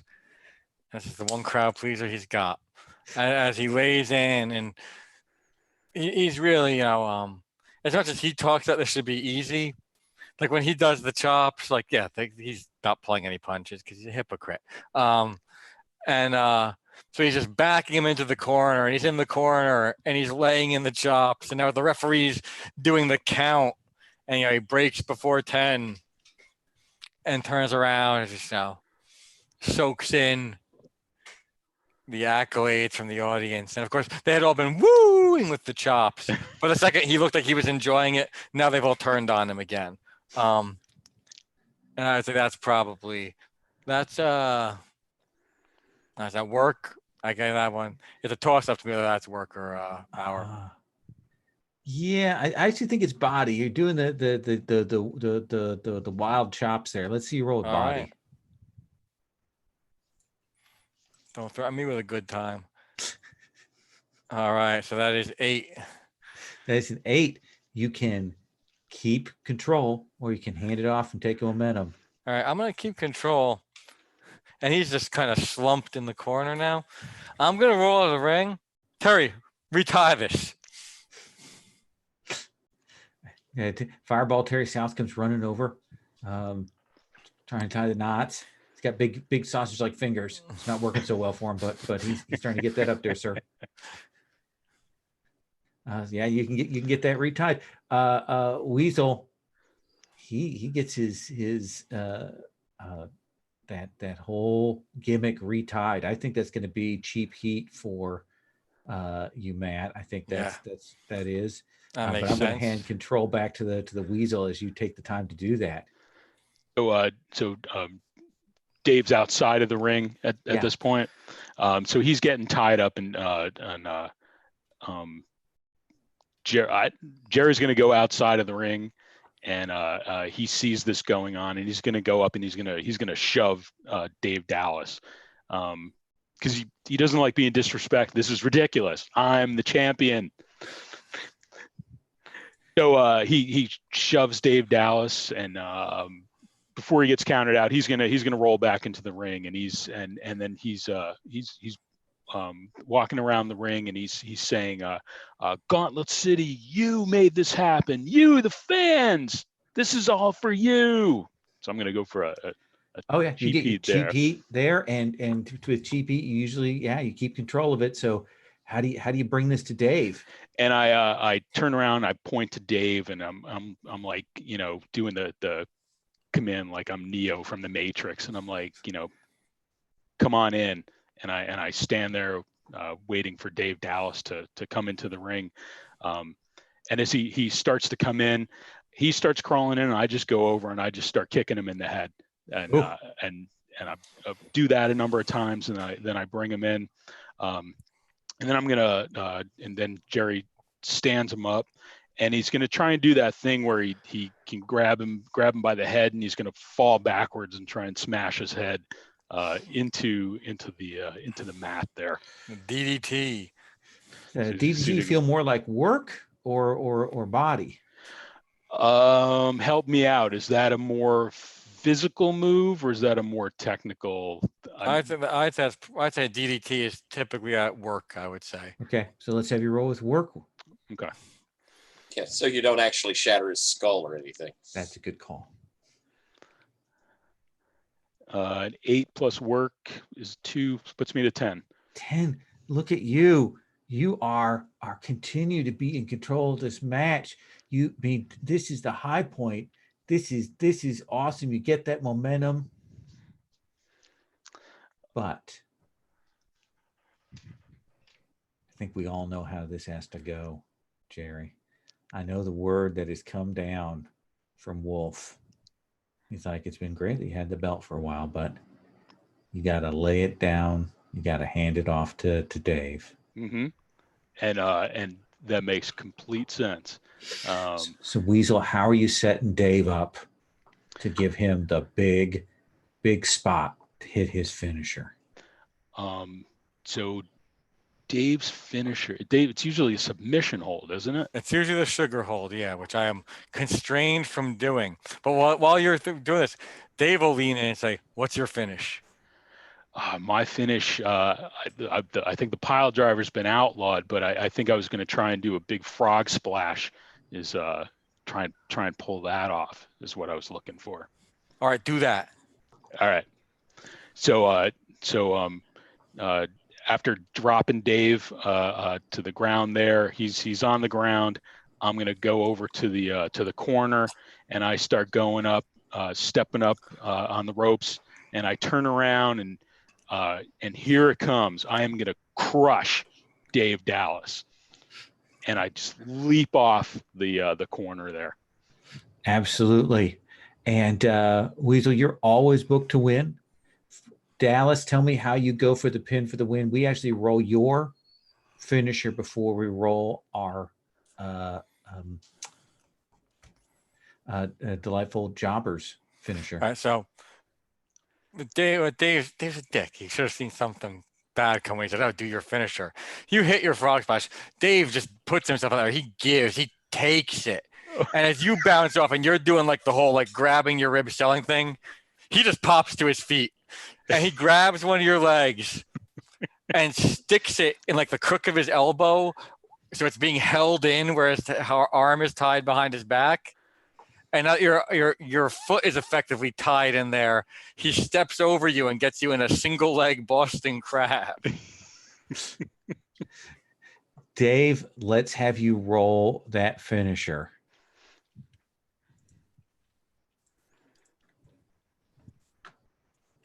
All right, that is a 6, and I'll put 2 momentum on that. So what's your total? Well, that makes an 8. Okay, they make you work for it. Choose one. They obviously Actually, you know what? allow. I have 6 momentum. Why don't I go all the way? Go all the way Yeah. to 10, dude. Yeah, it's the last game. Yeah, let's go all the way, baby. You hit your finisher clean, gain an audience. Yeah, which is hilarious because it's the furthest thing in the world from clean. But Yes. that's so Dave. But Jerry, you're part of it is that Jerry is helping you. Jerry, you get to roll your do the job now. All right. So that's a 7, but I'm going to put that up. I'm going to spend 3 momentum and put that up to a 10. Okay. On a 10 plus, you make them look great. They gain an audience. Dave, you get another audience. Woohoo. And Jerry, you gain an audience because you were wrestling in the road with Dave Dallas, who you have heat 4 with. Yes. So everybody eats tonight. If you do it nice and easy, everybody can look good. And Dave Dallas in a shocking turn. What do the announcers say when Dave Dallas takes the belt? I think Gordon just sighs and he says, "The Weasel just he showed you again that when it's really all on the line, he's gonna fold." Just you had to see this coming, right? Like Icarus, the Weasel flew too close to the sun, and the sun in this case was Dave Dallas. And obnoxiously, Dave takes the title and like straps it around the strap. So he's still got the hand tied behind his back and the belt now hanging from that. And Dave, they will clear you out. They're some people are cheering for you. The audience is picked up. They're excited. There are fewer people saying, "Oh, the Weasel's just nothing." They're excited. I mean, audience pushed you up there. You look like you were pretty good there, Jerry. Jerry's gonna. I'm picturing he eventually gets up when long after Dave has left the ring, and he just stands up there and raises his fist in a some show of triumph, even though he may have lost the belt. He's gained a lot tonight, so he's going to go off satisfied, and I think he did good for the business as well. I think he did what he was supposed to do tonight, and I think he delivered on what it was he's supposed to do. So, and they will clear to the main event. This is the big one. This is Wolf comes out, talks about we have a match unlike anything ever seen in any wrestling arena ever in the history of humanity. It is the biggest match in Gauntlet League Wrestling history. It is a triple threat match. It is hair versus mask. And then beyond that, hair versus mask versus belt. Everything on the line. They have it all to win or all to lose tonight. So we're going to get ready here. We know you want to hear a few words from our competitors before we get started. So we're gonna cut to that, and we're gonna move to the big show. Not the big show. We don't have the big show on the schedule, but you know what I mean. It is a big show that we have here for tonight. Malin, what is your setup? What is your promo? What is it that we see from you to lead up to this? I think he's got there's two things that I think he wants to put on camera. One of them is just a short sort of handoff scene where he is whispering with Shard and giving him another vial of whatever that stuff is. Excellent. And then I think you see him again standing next to his broken chair, and he turns to the camera and he says, "As I have told you all before, you know that I am giving you the only truth you will see in your sad little lives, and especially the only truth you will see here in Gauntlet League Wrestling. You all know I showed it to you on the Gauntletron. You saw it as it happened out there. I won that match. By the rules of the match, I should have gotten my shot at the title. This was my night. I won it. Teramoto, he is nothing. He does not even have his own face anymore. First, he had this mask that others have worn before him. Call it what you will, I call it a lack of identity. Then he comes and he tries to wear my mask as if he was even worthy of that. All of these people, Wolf Backhouse with his nonsensical rulings, allowing this to become a triple threat match. Teramoto with his identity theft. They are all lying to you. They are all playing you false. I am the only one who has removed his mask for you to show you the truth. And tonight, all the masks will fall. I think we're going to see you make that roll there. Okay.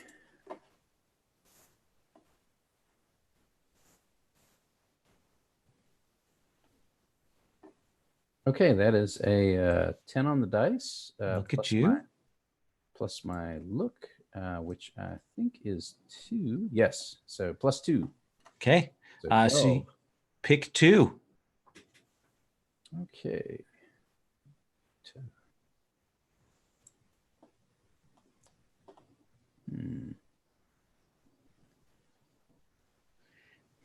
Let's see. I think I'm going to.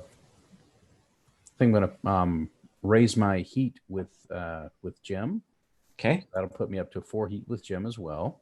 Okay. And I think. I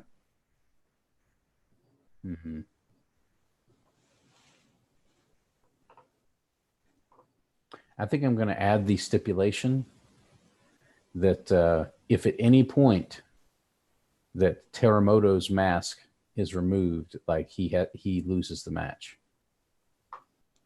Okay. Like he loses the match. If I get that mask off before the match is over, like he loses it. Okay. Let's come to Teramoto on that note. Teramoto, what is your setup? What is your promo or package? What do we see in you getting ready for this big event, biggest match of your life?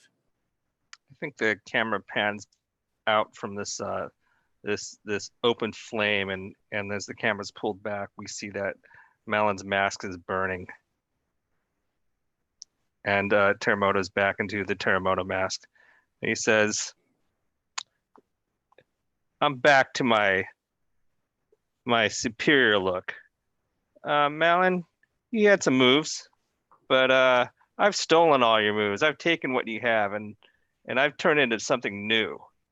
It's time for a new power to rise up. Malon and Mr. Fabulous, if there's any Mr. Fabulous left in you, I'm going to take that too. So you guys are on notice. New powers rising from the south." Let's have you roll with look. Yeah, I'm not so great at this, but whatever. I rolled a 10, but that's -1, so I'm at a 9. Okay. So you can have creative book you, add a stipulation, or gain a heat with one of those folks. Good question. Actually, I was going to say something, and then I quickly realized that. They're both at 4 on heat, Okay. so I'm gonna. I guess I'm gonna add a stipulation. What is your stipulation? I'm not quite sure, so if any of you guys have an idea. Well, let me think about this stipulation. Well, You can make Teramoto wear a mask. Or Malin. Or, sorry, Malin wear a mask. yeah, I think we'll do that. Yeah, That You're- stipulation would now go both ways. yeah. So if Yeah. whichever of us gets that's the way one of us can be eliminated. Right on. I like Nice. it a lot. And then we're going to cut to the one that has drawn in so many tonight. They want to know what's going to happen. They can see that the arc of this story has come. What will be of Shattered Queen? So Shattered Queen, what does your promo, your setup look like? First, I would like an off camera as I just kind of stick my head in to look over at Joey. Whatever you decide tonight, buddy, you keep it or you don't. It's up to you. We're here to take care of you. You don't have to worry. I appreciate that. Man, I don't know. I don't know what's gonna happen. Something weird is happening. We'll see. Well, I think you're plenty handsome without the mask. And I'll close the door. On camera, we see Fab kind of at the back door of the theater. Strangely enough, there's a little light outside, even though now this is head of the card, so it was way dark. So this is pre-recorded. But we see standing outside the door, waiting with an autograph book, is a a teenager somewhere, 16, 17. But he's got the Pride T-shirt on. He's got his Gym Queen doll there with him, and as Fab walks across kind of the area there. He comes running up, Mr. Fabulous, Mr. Fabulous, you're my favorite. And kind of recoils, the Shatter Queen recoils. He's like, you're an inspiration. You showed me that we can be out there proud and happy of who we are. Jim's sort of looking at recoiling, and he's like, sweetie, that's the nicest. And as he says that, Shard comes running up with the vial. He's like, no, mommy, no. They don't really understand you like we do. No, I guess they don't. Oh, and grabs the bottle. And as he moves away, the kid's back there. No, Mr. Fabulous, say it ain't so. Oh, God. I think you're working the audience I there. think so. Let's have you roll that.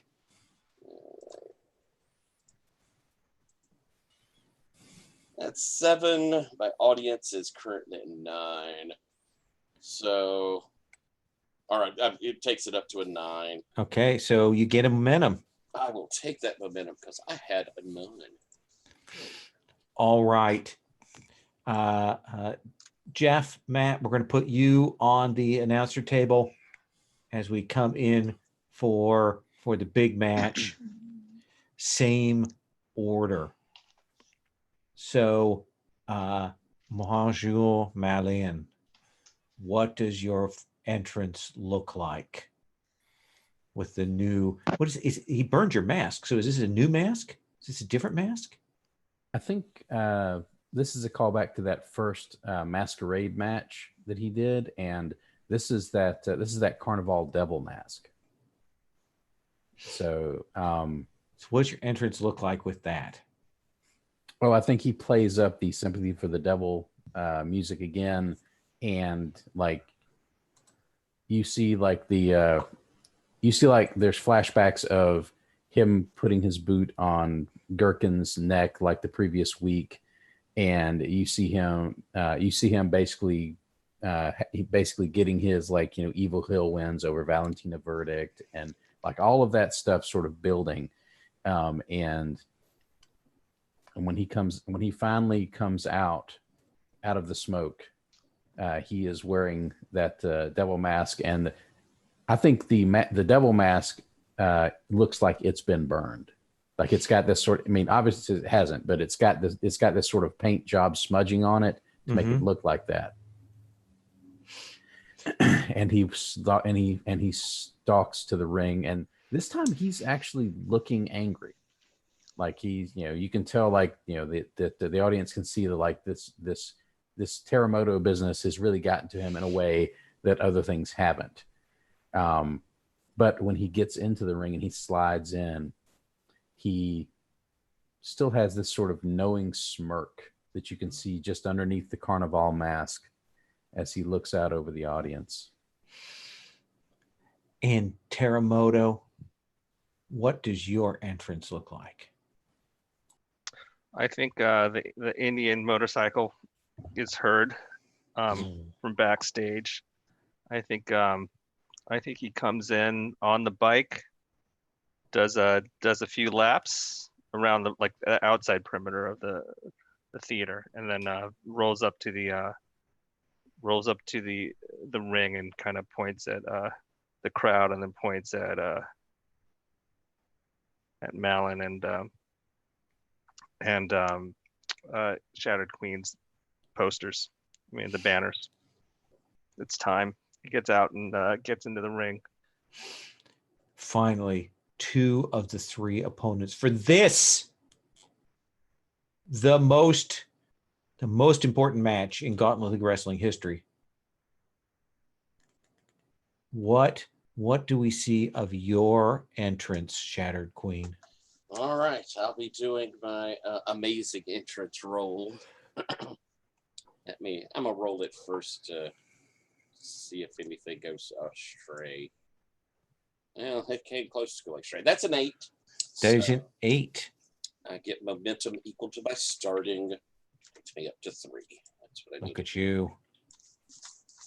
All right. So we get the strains of You Should See Me in a Crown, and it's that covers, which if you see the music, it's all freaky looking person in multiple screens, pale.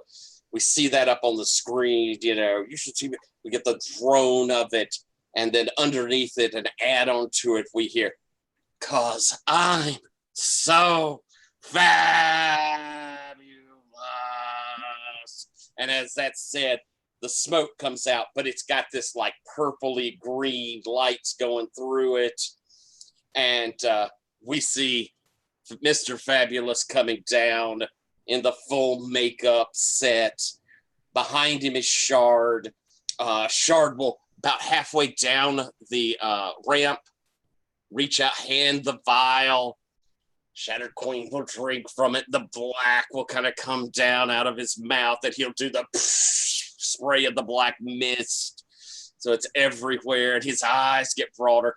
And Shard pulls out from a bag there this elaborate mask with the horns and all to it, because Shard is not a good friend, and has put it on to the Shattered Queen, making him also subject to the stipulation there. And Fab will come up to the ring and grab hold and do the leapfrog over into it and kind of cringe back, scary, like black dripping down, and hiss towards the other two. So this is a triple threat match. There's 3 people in the ring. First person to pin, knock out, eliminate, get a submission on another is the winner of this, or remove the mask from another. This is for the belt. We will start with Malin in charge. Do not forget that if you want to be in charge, if you want to be in control, you can always spend momentum to interrupt and take control. I will not reveal the booking until we get to the appropriate point. We will see how this goes. Malin, 2 foes in the ring, you standing there, all masked. We'll come to you in a second. I want to hear what the announcers have to say, how they talk up this match. Well, all of our competitors are full bore presentation tonight. They're all bringing it with all their elements of presentation, looking fantastic, underlining the importance of this Gauntlet League Wrestling match, this triple threat match, the most important match in Gauntlet League Wrestling history. And it's very exciting, and I'm honored that the Gauntlet League Wrestling management has asked me to sit in on the booth tonight, because as a newly minted champion, it is incumbent upon me to really keep an eye on all the great talent out there. So I'm going to be sitting at ringside here tonight, and I'm giving all you people at home a wrestler's perspective on the action that's going on in the ring, so that you might not hear from a lot of people that sit out here. And I think it's going to be a real treat for all of you. And this is Michael Michelson sitting in with Dave Dallas next to me in the booth, commentating on this triple threat match. Let's get back to the action. Max Malin, how do you start this off? I think Malin starts it off by going straight after Teramoto. Just like he is, you can the vibes off of him are that he's still just absolutely furious about the mask business, and he just goes straight after him. He just starts like slugging him, like he's not doing anything like any of his prissy stuff. Like he's just furious, and he's just like wailing on him. And Teramoto's giving as well as he's getting, because it's like one of those startup like bam bam bam bam. And I think, and then at that point, I think they're so distracted that I think Jim comes over and he just does a drop kick and drops both of them, and they sort of each of them rolls to a different corner. And I think at that point, Jim starts doing like running like clotheslines in the corner on both of them, but I think Malin, after the first one, like drops out of the corner and like sort of glances over at Shard, and wags his finger. And I think at that point, like there's a visible turn, like Jim turns and he's now focusing on Teramoto. And he goes after Teramoto a couple of times. And then like in the sort of unspoken heel way that everybody, that all heels do, they start double teaming Teramoto. And they whip him into the ropes. And the big spot, I think, is them doing like just one of those big like double clothesline spots on Teramoto. So that probably requires some coordination. So let's call that work. Okay. It's just real tough. It's real tough to measure a man's athletic ability when he's being double teamed. Like, I know I can whip any one man in the world, and a two-man could probably whip me. I know we just saw that you did it one-handed, Dave Dallas, to underline that statement of yours there. And that's a 10 on the dice, -1 for work to get me to a 9. Okay. Do you want to hand off control to someone and take a momentum, or do you want to keep control? I will hand off control and take that momentum. Who are you handing it to? I think I'm going to hand it off to the Shattered Queen. Okay. Jim. All right, we come through that double clothesline, and we've laid down Teramoto, and I think Jim will move over and like go ahead and pull up Teramoto and go just do the flip up to the shoulder backbreaker, and he's bouncing it good. It's giving him, as he black dripping down, snarling. And Malin probably has moved to the corner directing traffic, giving the, do it sort of thing. And going to go from that shoulder, flipping him up and around, and a big old seated face plant, just body slamming him down. Does that feel like body? I think so. Absolutely. All right. That's a 7. So, boom, you land it. Handing it off? No, I'm taking control. Continue with it. Okay, so no momentum, but keeping control. Okay. So I'll move from that, getting up and bring him back up, and as I kind of clutch in, kind of in that gut wrench, wrapped around his belly when he bent over, I was like, I'm going to do a couple on you, and then, rally up and get out of my way. As I do this big release over the top of my shoulder, just maybe even getting a good flip on him. That is exactly my spot, because I'm going to pull him up, throw him into the face first into the turnbuckle. It's a whip. So he hits with the chest, drops down to where he's, kind of face into the turnbuckle. And I'm going to come forward and do that running high knee into the back of the head. Oof. What do you think that feels like? That's my working my hard style. The hard style. Let's have you roll that. Okay. I gotta say, it's not surprising to see you, Jim Queen, dominate in this match. When you look at the competitors in the ring right now, he's the only one that looks like he's got any self-respect. He looks like a professional athlete. I might not agree with everything he stands for, but the man is certainly legitimate, and he's certainly imposing his will in that ring right now. Jim Queen, definitely a fantastic wrestler, but you have to admit these competitors are quite talented as well, which is why they find themselves in this match. Jim? I ended up with a 9.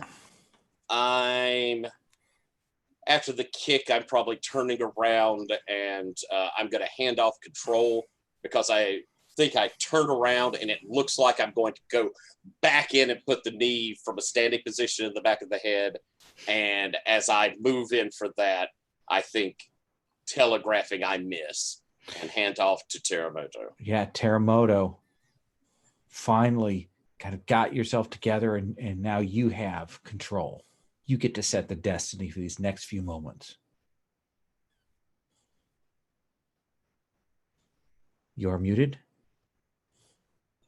I think I'm muted, is what I think. I think that I think he immediately turns to Shattered Queen and gives him a kick just to remind him, like, hey, that was not very cool. And I think Shattered Queen kind of sells a little bit. I think Malin though is his primary target. I think he knows the mask is the key, and I think they kind of circle around and they're making some attempts to grab each other's masks. Like kind of hands Yeah. going out. Okay. It might actually look kind of like a slap fight, which is a little weird. So, Okay. so we might have to sell this a little bit better.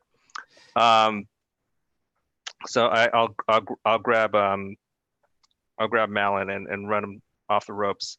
I want to get him dizzy. I want to get him off balance. I want to wear him down a little bit and see if I can set him up for a high flyer move. All right. Does that seem like work? I think it is. Okay. Let us have you roll. All right. I rolled a 8 + 2 is 10. 10. So first time in episode you rolled a 10 plus. On a high flyer, you can gain an audience. You think that was a high flyer move? I don't think this was actually. This was Not all quite set up. yet. Yeah. So you will gain momentum and keep control of this match. What happens next? Okay, I think it's time for it's time for Max to take a trip. So we're gonna throw him out of the ring. We're gonna run him through the ropes, get him out of the ring, and then I'll face Shattered Queen for a little bit. Okay. Malin, kind of thrown out. Catch your breath there. Yeah, what do you think that looks like, Max?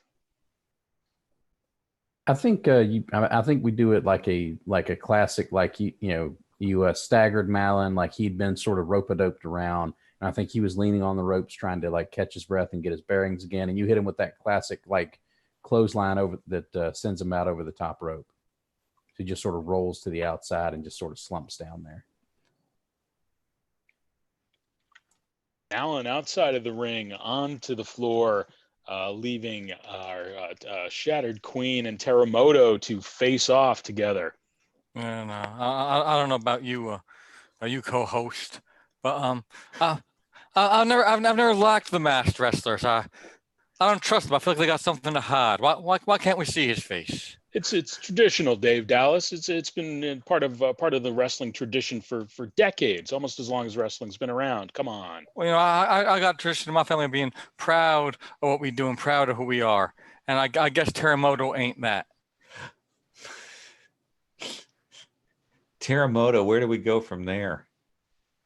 All right, I'm gonna set up a Shattered Queen. I'm gonna come off the top rope, and I don't know. Actually, nothing too complex. Just a flying move, maybe a drop. Okay. We'll get it up in the air and see where we go from there. Trying to knock him out of the ring?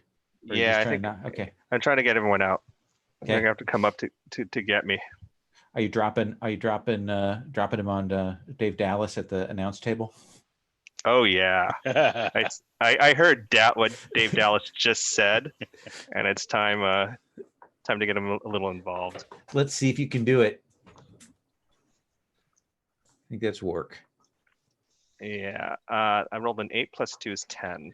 Look at that. Now this is, you said, a high flying. You're going to get another audience for that. All right. And you're going to keep control of the match, gain momentum. And Dave, Jim comes flying out of the ring. Jim does a table spot on the announce table and crashes through that. Oh. And Oh my goodness. Dave will sell like a son of a bitch on this. He's flopping around. Michael Michelson will get up. He'll grab his microphone and leap backwards. Not nearly as well done as Dave Dallas, but he does his best to try and help sell it as well. And Dave still got the headset on, right? So like it's like that old classic internet video of the woman that fell out of the wine squashing, the grape squashing thing, and you just hear like the. Does Dave have the belt with him? Is it over his shoulder right now? Oh yeah, he would definitely he would be wearing it around his waist. So we have our belt-clad champion gasping for air there, knocked back by Jim Queen. You have control of the match still, Terremoto. You are large and in charge. What happens next? You two competitors are outside the ring. All right, I'm going to go into a tirade. It's time to talk about the agenda. So this is all in Spanish, but basically I need to say that I've been done wrong by the syndicate. I need to become my own person, and the mask is not going to inhibit me any further. I'm going to find my own way, and it might not be as Terremoto, but this is all in Spanish. So, So is this working the audience, like they hear the tone of it, or are you actually breaking kayfabe? That's a good question. It's a little both. Which do you want to lean into? I'm going to work the audience for now. Okay. Then let's have you roll with your current audience. I was going to say Michael Michelson. He could be translating while this is going on. Yeah, and maybe his translation isn't so good. Yeah, we'll see. Yeah, I might break the kayfabe later. So, okay. So I rolled a 7 plus my audience is 4. So that's 11. They pop big. You get you can spend a momentum to gain a heat with your current or upcoming opponent. I'm going to spend a momentum and gain a heat with Dave Dallas because he was talking some shit just now. Okay, absolutely. So the furthest out person who hasn't had it control will pass over as you're doing this long tirade. Will pass over to Max Malin. And I think the audience has sort of seen Malin sort of slink around to the side of the ring where Shard is. And he and Shard whisper to each other for a moment. And then as Terremoto is going off at Dave Dallas and sort of to the audience, like Malin sort of rolls back in and comes up behind him and just starts just laying into him again with like forearm shots to the back of the head. And he just basically rides him into the corner, just shot to the back of the head. And as he spins around, a shot to the face and just staggers him into the corner. And he starts just mud hole stomping furiously into the bottom of the corner. And you can almost like he does it where he starts to get sloppy at the end of it. Like just, it look like it's almost, he's like wearing himself down. He's so furiously stomping. And at the end of it, he's sort of leaning up against the turnbuckle, breathing deeply, and he comes back out, and then he slinks over to the opposite turnbuckle and then runs back in for like a big running face wash on Terremoto. And I think that sort of knocks the mask off a little bit. Like not all the way off yet, but like twist it around so the audience can see, like, oh no. Let's have you roll. That feel like, I think it feels like body to me. You're gonna do that physicality on that. Yeah. It's that's the one time he might actually like roll something where he's trying to like show off just brutal physicality. So let's see. That's not my best stat, but it'd be nice to roll something with it for once. Okay, that's a 9 minus 2 for a 7. Look at that. So you're going to get the chance to keep control or hand it off to. It would go to Jim Queen if you handed it off. I think I'm going to keep control at this moment, and I think after that face wash, as he's going off, I think he is going to. he's going to go for some. He's going to go for some audience working. Okay. And I think the way he's working the audience is he's going to go into like just one of these sort of rest hold tussles for the mask with Teramoto that just sort of lets us both rest a little bit, but also looks like he's violently going for the mask. Like he's got him sort of in like a chin or headlock in the corner, and like body weight on top of him is just clawing at Teramoto's mask to try and get it the rest of the way off. Okay. And he's kind of using that as a work the audience up. Well, that's I don't pump up, lambaste, or otherwise work the crowd to get him cheering or jeering. How do you make that big? Because it seemed to me like right now what you're doing is you're just showing to the audience your wrestling skills. So it'd be just work. I think he's getting them excited. The audience is like, oh, the mask is about to come off. They're and this is Malon's getting them all revved up for finally this mask is going to come off, and this is what they've all been waiting to see. They're losing their minds. All right. Okay, I can buy it. Let's have your real audience then. Like I said, I'm excited as the crowd see this mask come off. I think maybe he'd be embarrassed to do this kind of goofy stuff that he does if people knew who he was, and maybe these referees could sanction him if his identity wasn't an enigma. Now I've got a question. The audience, if you're in top spot, that counts as 5, or does it still count as 4? Okay. All right. I've got a 6 on the dice plus 4 for a 10. Okay. So you can gain a momentum, or you can spend a momentum and gain a heat. I'm at max heat with both of these competitors, so I'm going to just take that extra momentum. Okay. So Jim, control passes over to you as they're working each over in the corner there. I think I've been selling death through that table. I mean, I've hardly moved at all. And Shard has run over and begins pouring the liquid into my mouth. I kind of and spit and gurgle. And we see, carefully planted and now up next to the rail, his kid in his shirt. And he's got my doll. He's like, come on, Fab. You can do it. Get up. I believe in you. And Fabulous looks over, but Shard pulls him up and, holding the vial as Fab kind of spinning crawls back into the ring and seeing, I think, what's,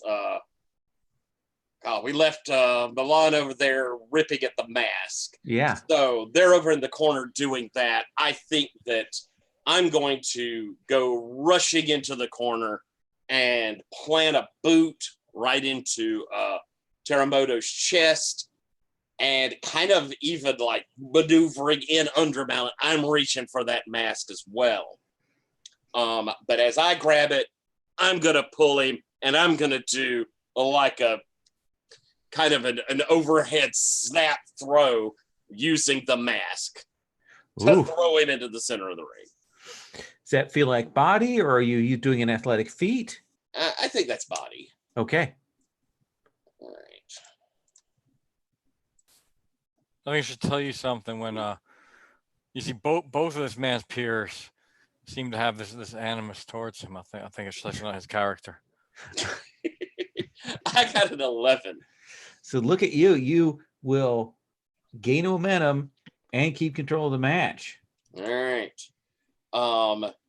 As I throw him into the middle, I'm going to look over towards Malin and, he's standing over there. I'm going to rush over towards him looking like I'm fixing to go at him from the side. Shard's going to, no, and holding up the thing. And I'm going to be torn, looking back, looking towards Malin. The crowd is going to be getting into it, and piping voice from the edges, Fab, no, I believe in you, as I am torn and I am working the audience. Okay.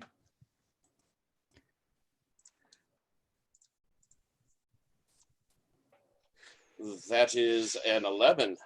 Okay, they pop big. You can spend a momentum to gain a heat, or just take the momentum. Let's spend a momentum and I hate gaining. Can I gain it with Teramoto? Yeah. Okay, well, then I'll gain it with Teramoto. As I spend 1. and I'm clearly looking confused, and there's this kind of break going on there, and the black dribbling out as I'm caught there in front of you, Milan. Teramoto is the furthest out. So Teramoto, you're going to take control of the match as those two are engaged in some sort of psychological warfare. Yeah. How are we doing on time, by the way? We're We probably got at most 10 minutes left in this real Okay. time of this match. That's I'm watching the clock. all right. Yeah, I think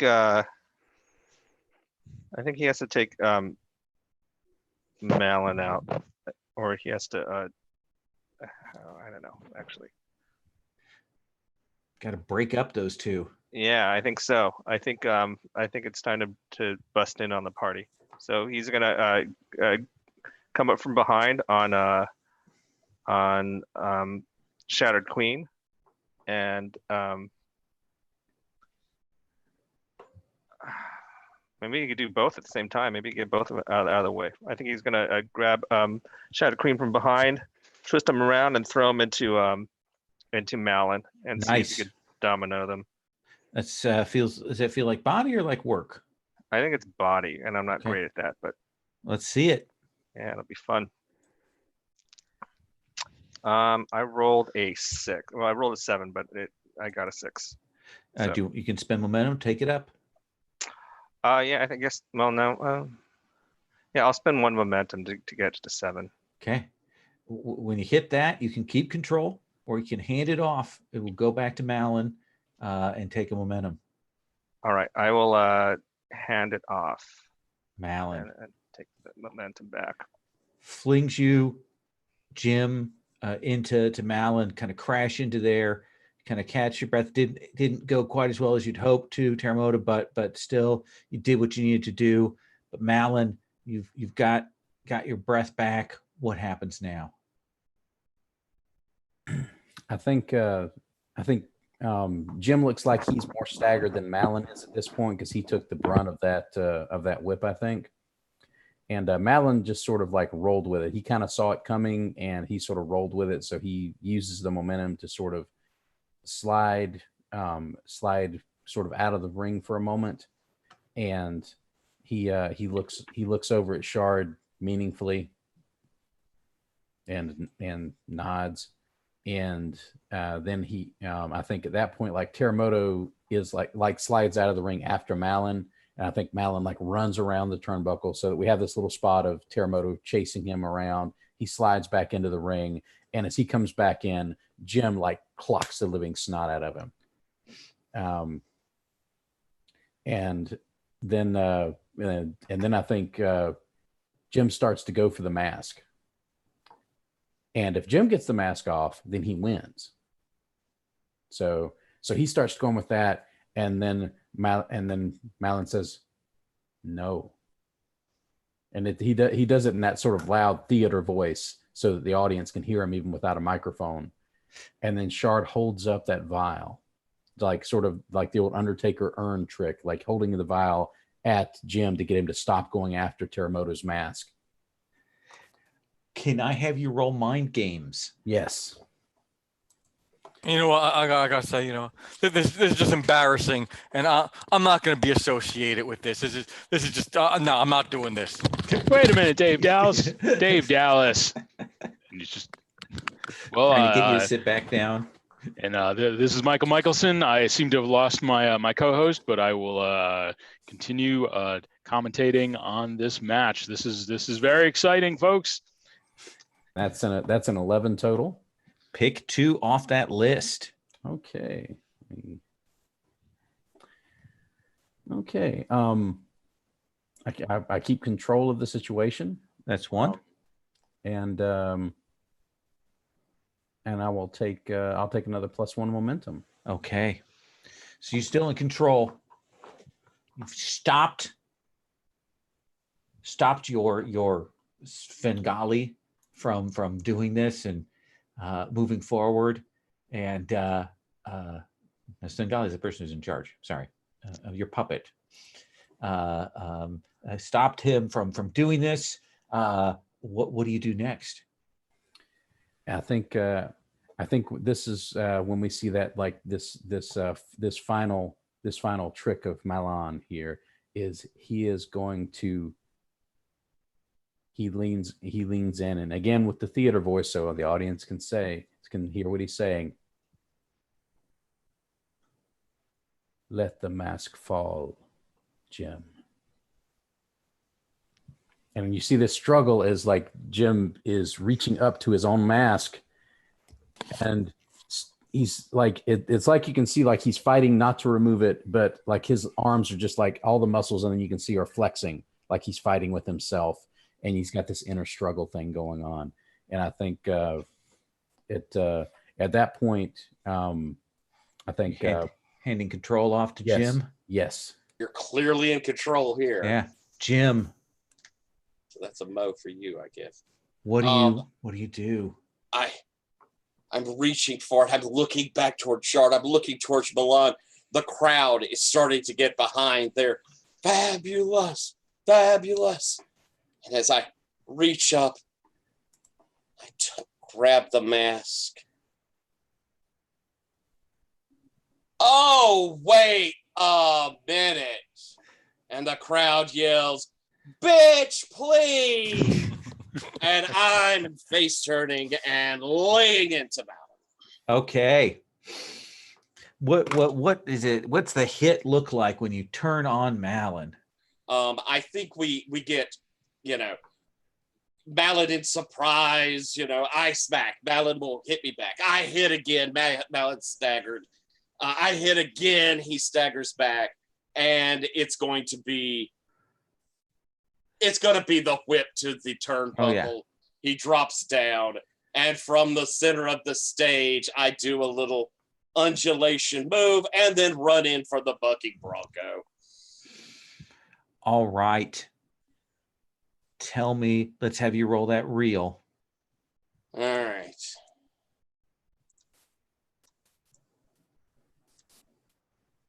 That's a 6. That's an 8. I'll pay for the 10. This should be good. Okay, so it hits fine. It hits hot. You keep control, gaining momentum, so it only costs you 1 to go on up there. What does this transition into? All right. Dancing back out of it, letting the crowd hear. And I'm going to look over towards Shard and point. And he's going to be sort of holding the thing up. And I'm going to bounce off the rope. He's come up to, the edge of the apron. He's coming in. I'm going to dive out, and I'm doing the around the world snap as a suicide dive to the outside. Okay. So, yeah, you will. I figure it's work the audience. Oh, yeah, please. Because he's not a real wrestler. Oh, but I did terrible. I'll spend 1 to get it up to a 7. So you don't kill the poor dude? Put him up, Yeah. put him over to put a 10. Oh, thank you. Yes. Pop big. All right. So working the audience with a 10. Gain a heat or gain a momentum? Spend a momentum to gain a heat. I'll spend a momentum to gain a heat with Malin. It's taking me up. Control at that work the audience passes to Teramoto. Teramoto, you had the final sequence before I announced the booking.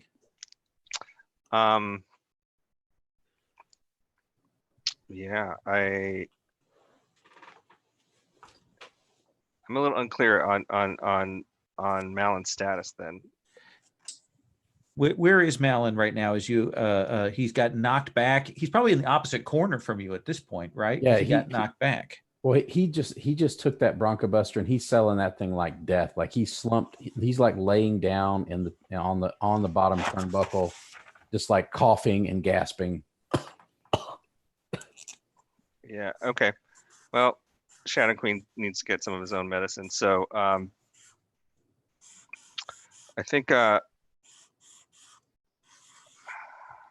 I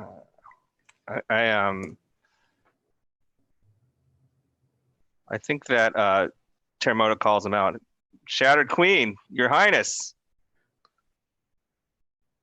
And maybe Shattered Queen slowly turns around to see that Terremoto's rushing up on him and launching off his feet and clotheslining him or taking him out. Big dive down onto Yeah. him. Okay. Yeah, it's kind of it's not quite as elegant as it might be, but it's flying and it's certainly effective. So we'll see how it goes. It's heavy roll work. Okay.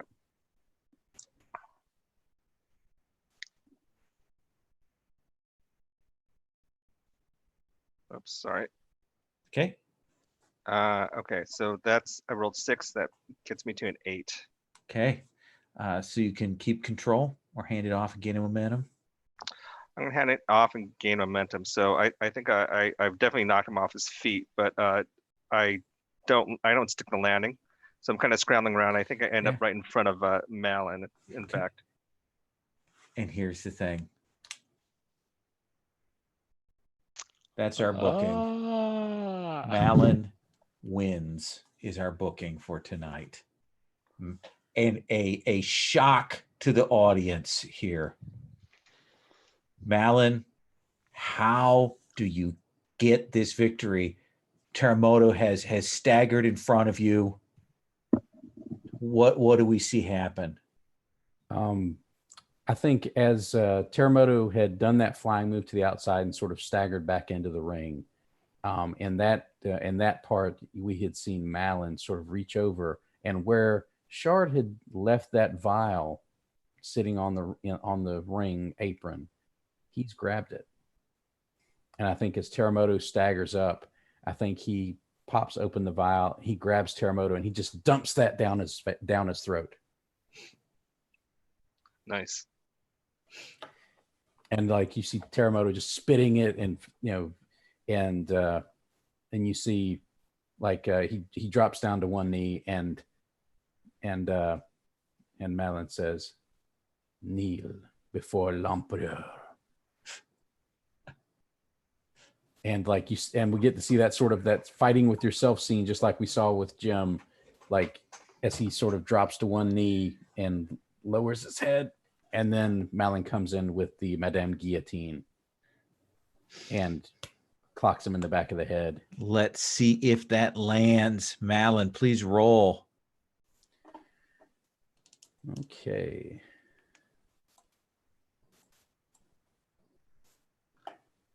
Woo, I am glad I banked all that momentum, because that is a 3. I'm going to spend that momentum to get up to 7, so that'll cost 4 of my momentum. Okay. They make you work for it. Choose one. You get the win through guile instead. You gain a heat, or they help you play up your unique approach and you each gain a momentum. So it's kind of not the greatest push there. I think the playing up part is the shock of me throwing that vial down Terremoto's throat, and like the crowd is just horrified by that, and they pop big because they're horrified for Terremoto, and they're just absolutely hating Malin right now. Just it's palpable. Terremoto, here is my question for you. Does the mask stay on? Do you pull it off yourself, or does Malin pull it off, or something else?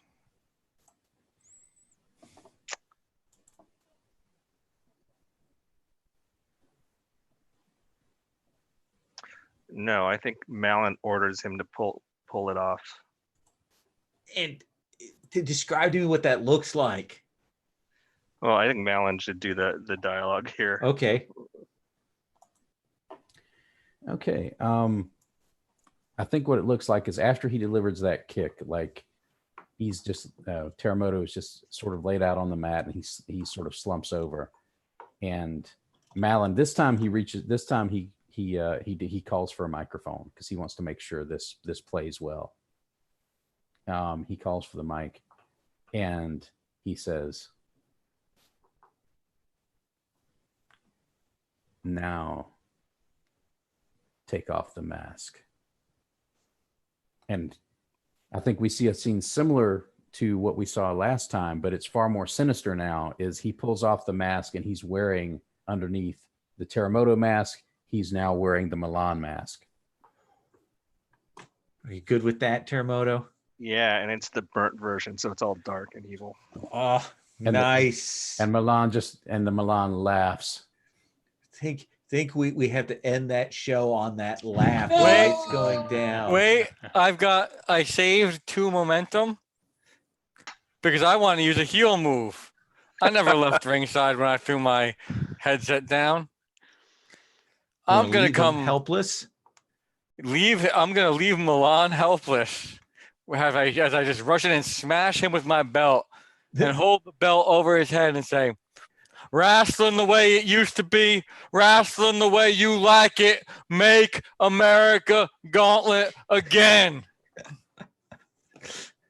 And it's a fury of movement. I assume that there's wrestlers running into the ring, like we see Jim will definitely come running up there to get in the scrum. Big fight as the camera pulls out there, and we will see the Gauntlet League Wrestling logo come up in the corner. We know that stories are still untold here as we wrap the end of the pay-per-view.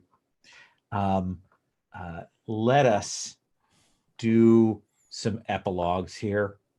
Let us hear what we think happens for your wrestler in the near future.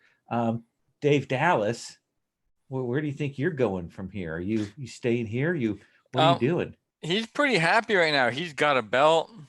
He's treated well. He's got his snowflake ability, so he's got connections.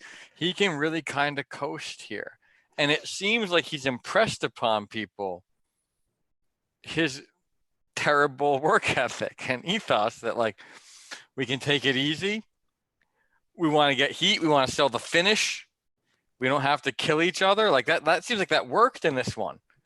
So, like, he's pretty happy where he is right now. He's actually easier to get along with than he was for most of his career right at this moment, except for Alpha Flight. Alpha Flight's probably pretty pissed off, but like he said he was gonna do that. He held a backstage meeting where he told people he wasn't going to get hit anymore. You did keep a promise. What about the Weasel? So Jerry finished with a +3 audience, and his career wrestler move says that he can change to another gimmick for the changing gimmick rules. So I think Jerry's going to be coming back one day, not as a jobber, but as something that he feels is a little more appropriate to his level of expertise in the professional wrestling. You've done the work, and Wolf's going to pay you off. I'm going to let you get the shot. All right. What about Terremoto? I think Terremoto moves on, and I think he does go to Japan. Okay, as Terremoto or as something else? I think he can't get the Terremoto identity. I think that goes back to the syndicate, and sure enough, like several weeks later, the new Terremoto shows up in Gauntlet League Wrestling and continues the storyline. I think this one might even be the old one. Yeah. So he's put on some weight, and he's a little wider than the previous Terremoto, but he does his bit pretty well, and he's a much better heel than Joey was. I like it. What is Joey's shtick when he gets to Japan? I think that he goes the other way, and now he's the All-American.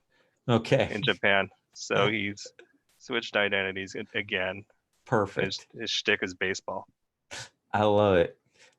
What about Malin? By the way, I've said that like 100 different ways throughout the course of these 8 sessions. Yeah, I would be terrified if I thought anyone that actually spoke French was listening to any of the ways I pronounced any of the promo bits. But I think we see Malin, like he's sticking with this gimmick, and with the payoff he gets for the for that huge pay-per-view, I think we get to see him like, hey, I'm halfway there. As he's looking at like the student loan balance sheet. Okay. halfway there For this year. Yes. Awesome.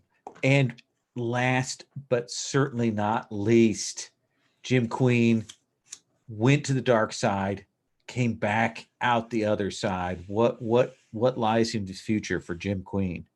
I think we see like Jim's going to keep with the body paint, but it's going to take on a rather than that black gap, it's going to have black, silver, and gold to it. And as he is now the reformed queen, the fabulous reformed queen, and still going to have a bit of an edge to him. We'll see a couple of matches where Jim gets a little violent, and our last image is back there at the Chase Lounge. He has, instead of the champagne glass, it's now red wine. And as he drinks, he says, "And you know, sweeties, that I am going back to the gold because I'm so fabulous." Excellent. And that is the end of our season 8 sessions of Gauntlet League Wrestling. Thanks, everybody, very much. I appreciate you doing this and trying it out. And I want to thank Tyler. I spoke with Tyler before the episode to get some input on the booking because he's run this as well. And I had spent like a couple of hours trying to figure it out, like in my head. And I was like, I don't know how to do this. And this is all Tyler's planning on the booking here. So all kudos and credit to Tyler. Tyler's the Kevin Sullivan of Gauntlet League Wrestling. Yes. Okay. Let me go around and get a last thoughts, things you want to point out that you liked, stars, wishes, however you want to do it, whatever you want to say, just in this last bit. Jeff, it was a pleasure to play with you for the first time. So great to have you on. My pleasure to be here. You guys are fantastic. I've wanted to see how this game works, and I couldn't have gotten a better group to see how this played. I had a blast. This was awesome. Everything I wanted it to be. I had a great time. Thank you very much. Good. Matt, how did this stack up against the whole Sub Pig? Mr. Fahrenheit saga. I had to zag, right? Because Mr. Fahrenheit, Sub Pig, Sub Fahrenheit, that was a fan favorite. And I felt like we had like really good, like we called good matches with him, especially between him and Tyler's character in that campaign. And I just wanted to go the opposite way. I wanted to be someone that was completely unlikable. and I want to have bad matches every time. It was a good shtick. I actually, that turn last time that you had was really good. The result, the end of that match was solid. Gene, thoughts? Well, it's a bummer that Joe couldn't make the last one because I thought like everyone had a neat storyline wrap up except for Joe, but I'm sure he'll manage. I love this game. It's awesome. And this was a fabulous table. But good. One thing that always bums me out about this game, and this I played a couple times, is that the action is frequently compartmentalized between 1 or 2 players at any particular time. It rarely crosses over to all 5 or 6 players at a table, which is kind of a bummer. But that is nothing against the game that we just played. It was pretty fantastic. So very nice. Yeah, it's a real challenge, and it's certainly because I always feel that when I'm running. I'm always aware of that tension because I do want to have more people on scene, but then it slows things down. So it is for GMs that run this, that are used to more conventional, want to have a lot of people in a moment stuff. I think it's a challenge. I think it kind of plugs into the theme of the game, right? Because I feel like when I'm on stage, I should be entertaining the other players. Like, so I think it kind of gets like the structure gets at what wrestling is kind of about. Interesting. That's a good point. I hadn't thought about it that way. Chris, a very different wrestler this time than your last wrestler. Yeah, and I kind of enjoyed playing with a wrestler who actually is into what he's doing, and kind of knows what he's doing and has a theme, as opposed to my last wrestler whose entire character arc was he doesn't have any idea what he wants to be, other than he doesn't want to be his dad. So,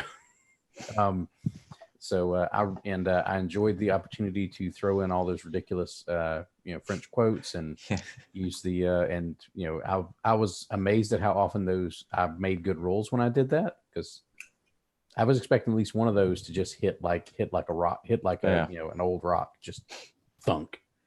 But, and I had a great time with that. I had a great time with everybody's character at the table. I appreciated how everybody sort of leaned into the ridiculous stuff that Malin was trying to do. And I enjoyed like getting to watch like all of these other matches and see how they played out. Like I just, this is kind of a game that's almost like built for me to watch, because I could watch, like I'm looking at this like I'm watching matches.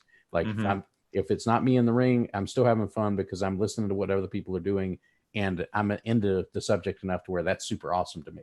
So I appreciate everybody like leaning into the action and leaning into the game and letting me play this ridiculously fun character. Tyler, two things: very different character from the Kraken. And I do want to say I appreciate you going for the whole gay panic kind of a character and taking that and reworking that, and I thought it was really good. I appreciate you feeling like you could do that in this group, and then following through with that. Thoughts? I really appreciate everyone kind of putting up with I had a concept coming in. It could have been that folks would have been very uncomfortable or just not wanted to have him grandstanding like he did. I appreciate everybody playing with Jim like you did. This group, the group before. I thought it was a great like deconstruction of like those tropes. Like we talked about adorable Adrian Adonis before, right? Like turning that around. I thought that was just like tremendous.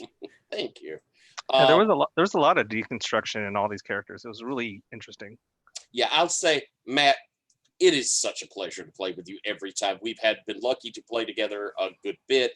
I always enjoyed. You made such an insider character here. There was so much that people who love what wrestling is would latch on to.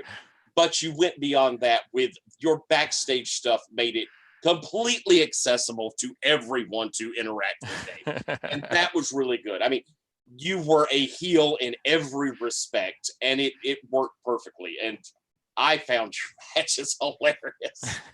I'll tell you, Jeff, I'm so glad you got to play. I always love when someone gets to play for the first time or really get a chance to go out and play a couple of sessions and build a character, because I think it's a marvelous game, and you were really awesome. And the Weasel was a phenomenal character. It was lovely to see him build up. I like seeing that jobber get to where they can move up. Pulled that belt from me, and that was a surprise. I was not expecting to lose. That was great. Gene, I really liked your emotional journey in this. The bass stuff was super cool, but at the same time, I enjoyed like the first matches we had, like the kind of wild running around the ring with a skateboard sort of thing. There was such a neatness to the character, and there was kind of a sweetness, and I liked how our characters interacted. Inside the ring, we were kind of fighting, but I mean, we were professionals and kind of friendly outside, and I thought that was nice. Chris, this was It's so neat to see you play this character. It was a surprise. You did it perfectly. I loved every moment of it. Every moment. And Lowell, I think we talk about, the battle royal, it's sometimes hard to keep them moving right or things like that.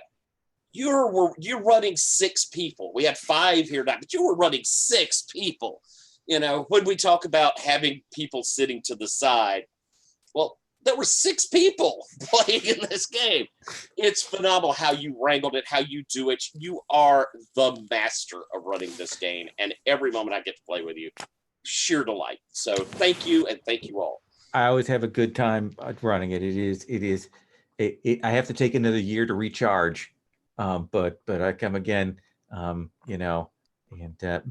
I did enjoy it. Matt, I'm sorry I stole you away for 8 weeks from your Pathfinder game. Oh no, I will take WWW over Pathfinder every day of the week. I'll tell you the truth. I kind of hate Pathfinder. I know. I just like the group, but but I can't wait till we stop playing Pathfinder. Thank you all very much. I am going to stop the recording right now.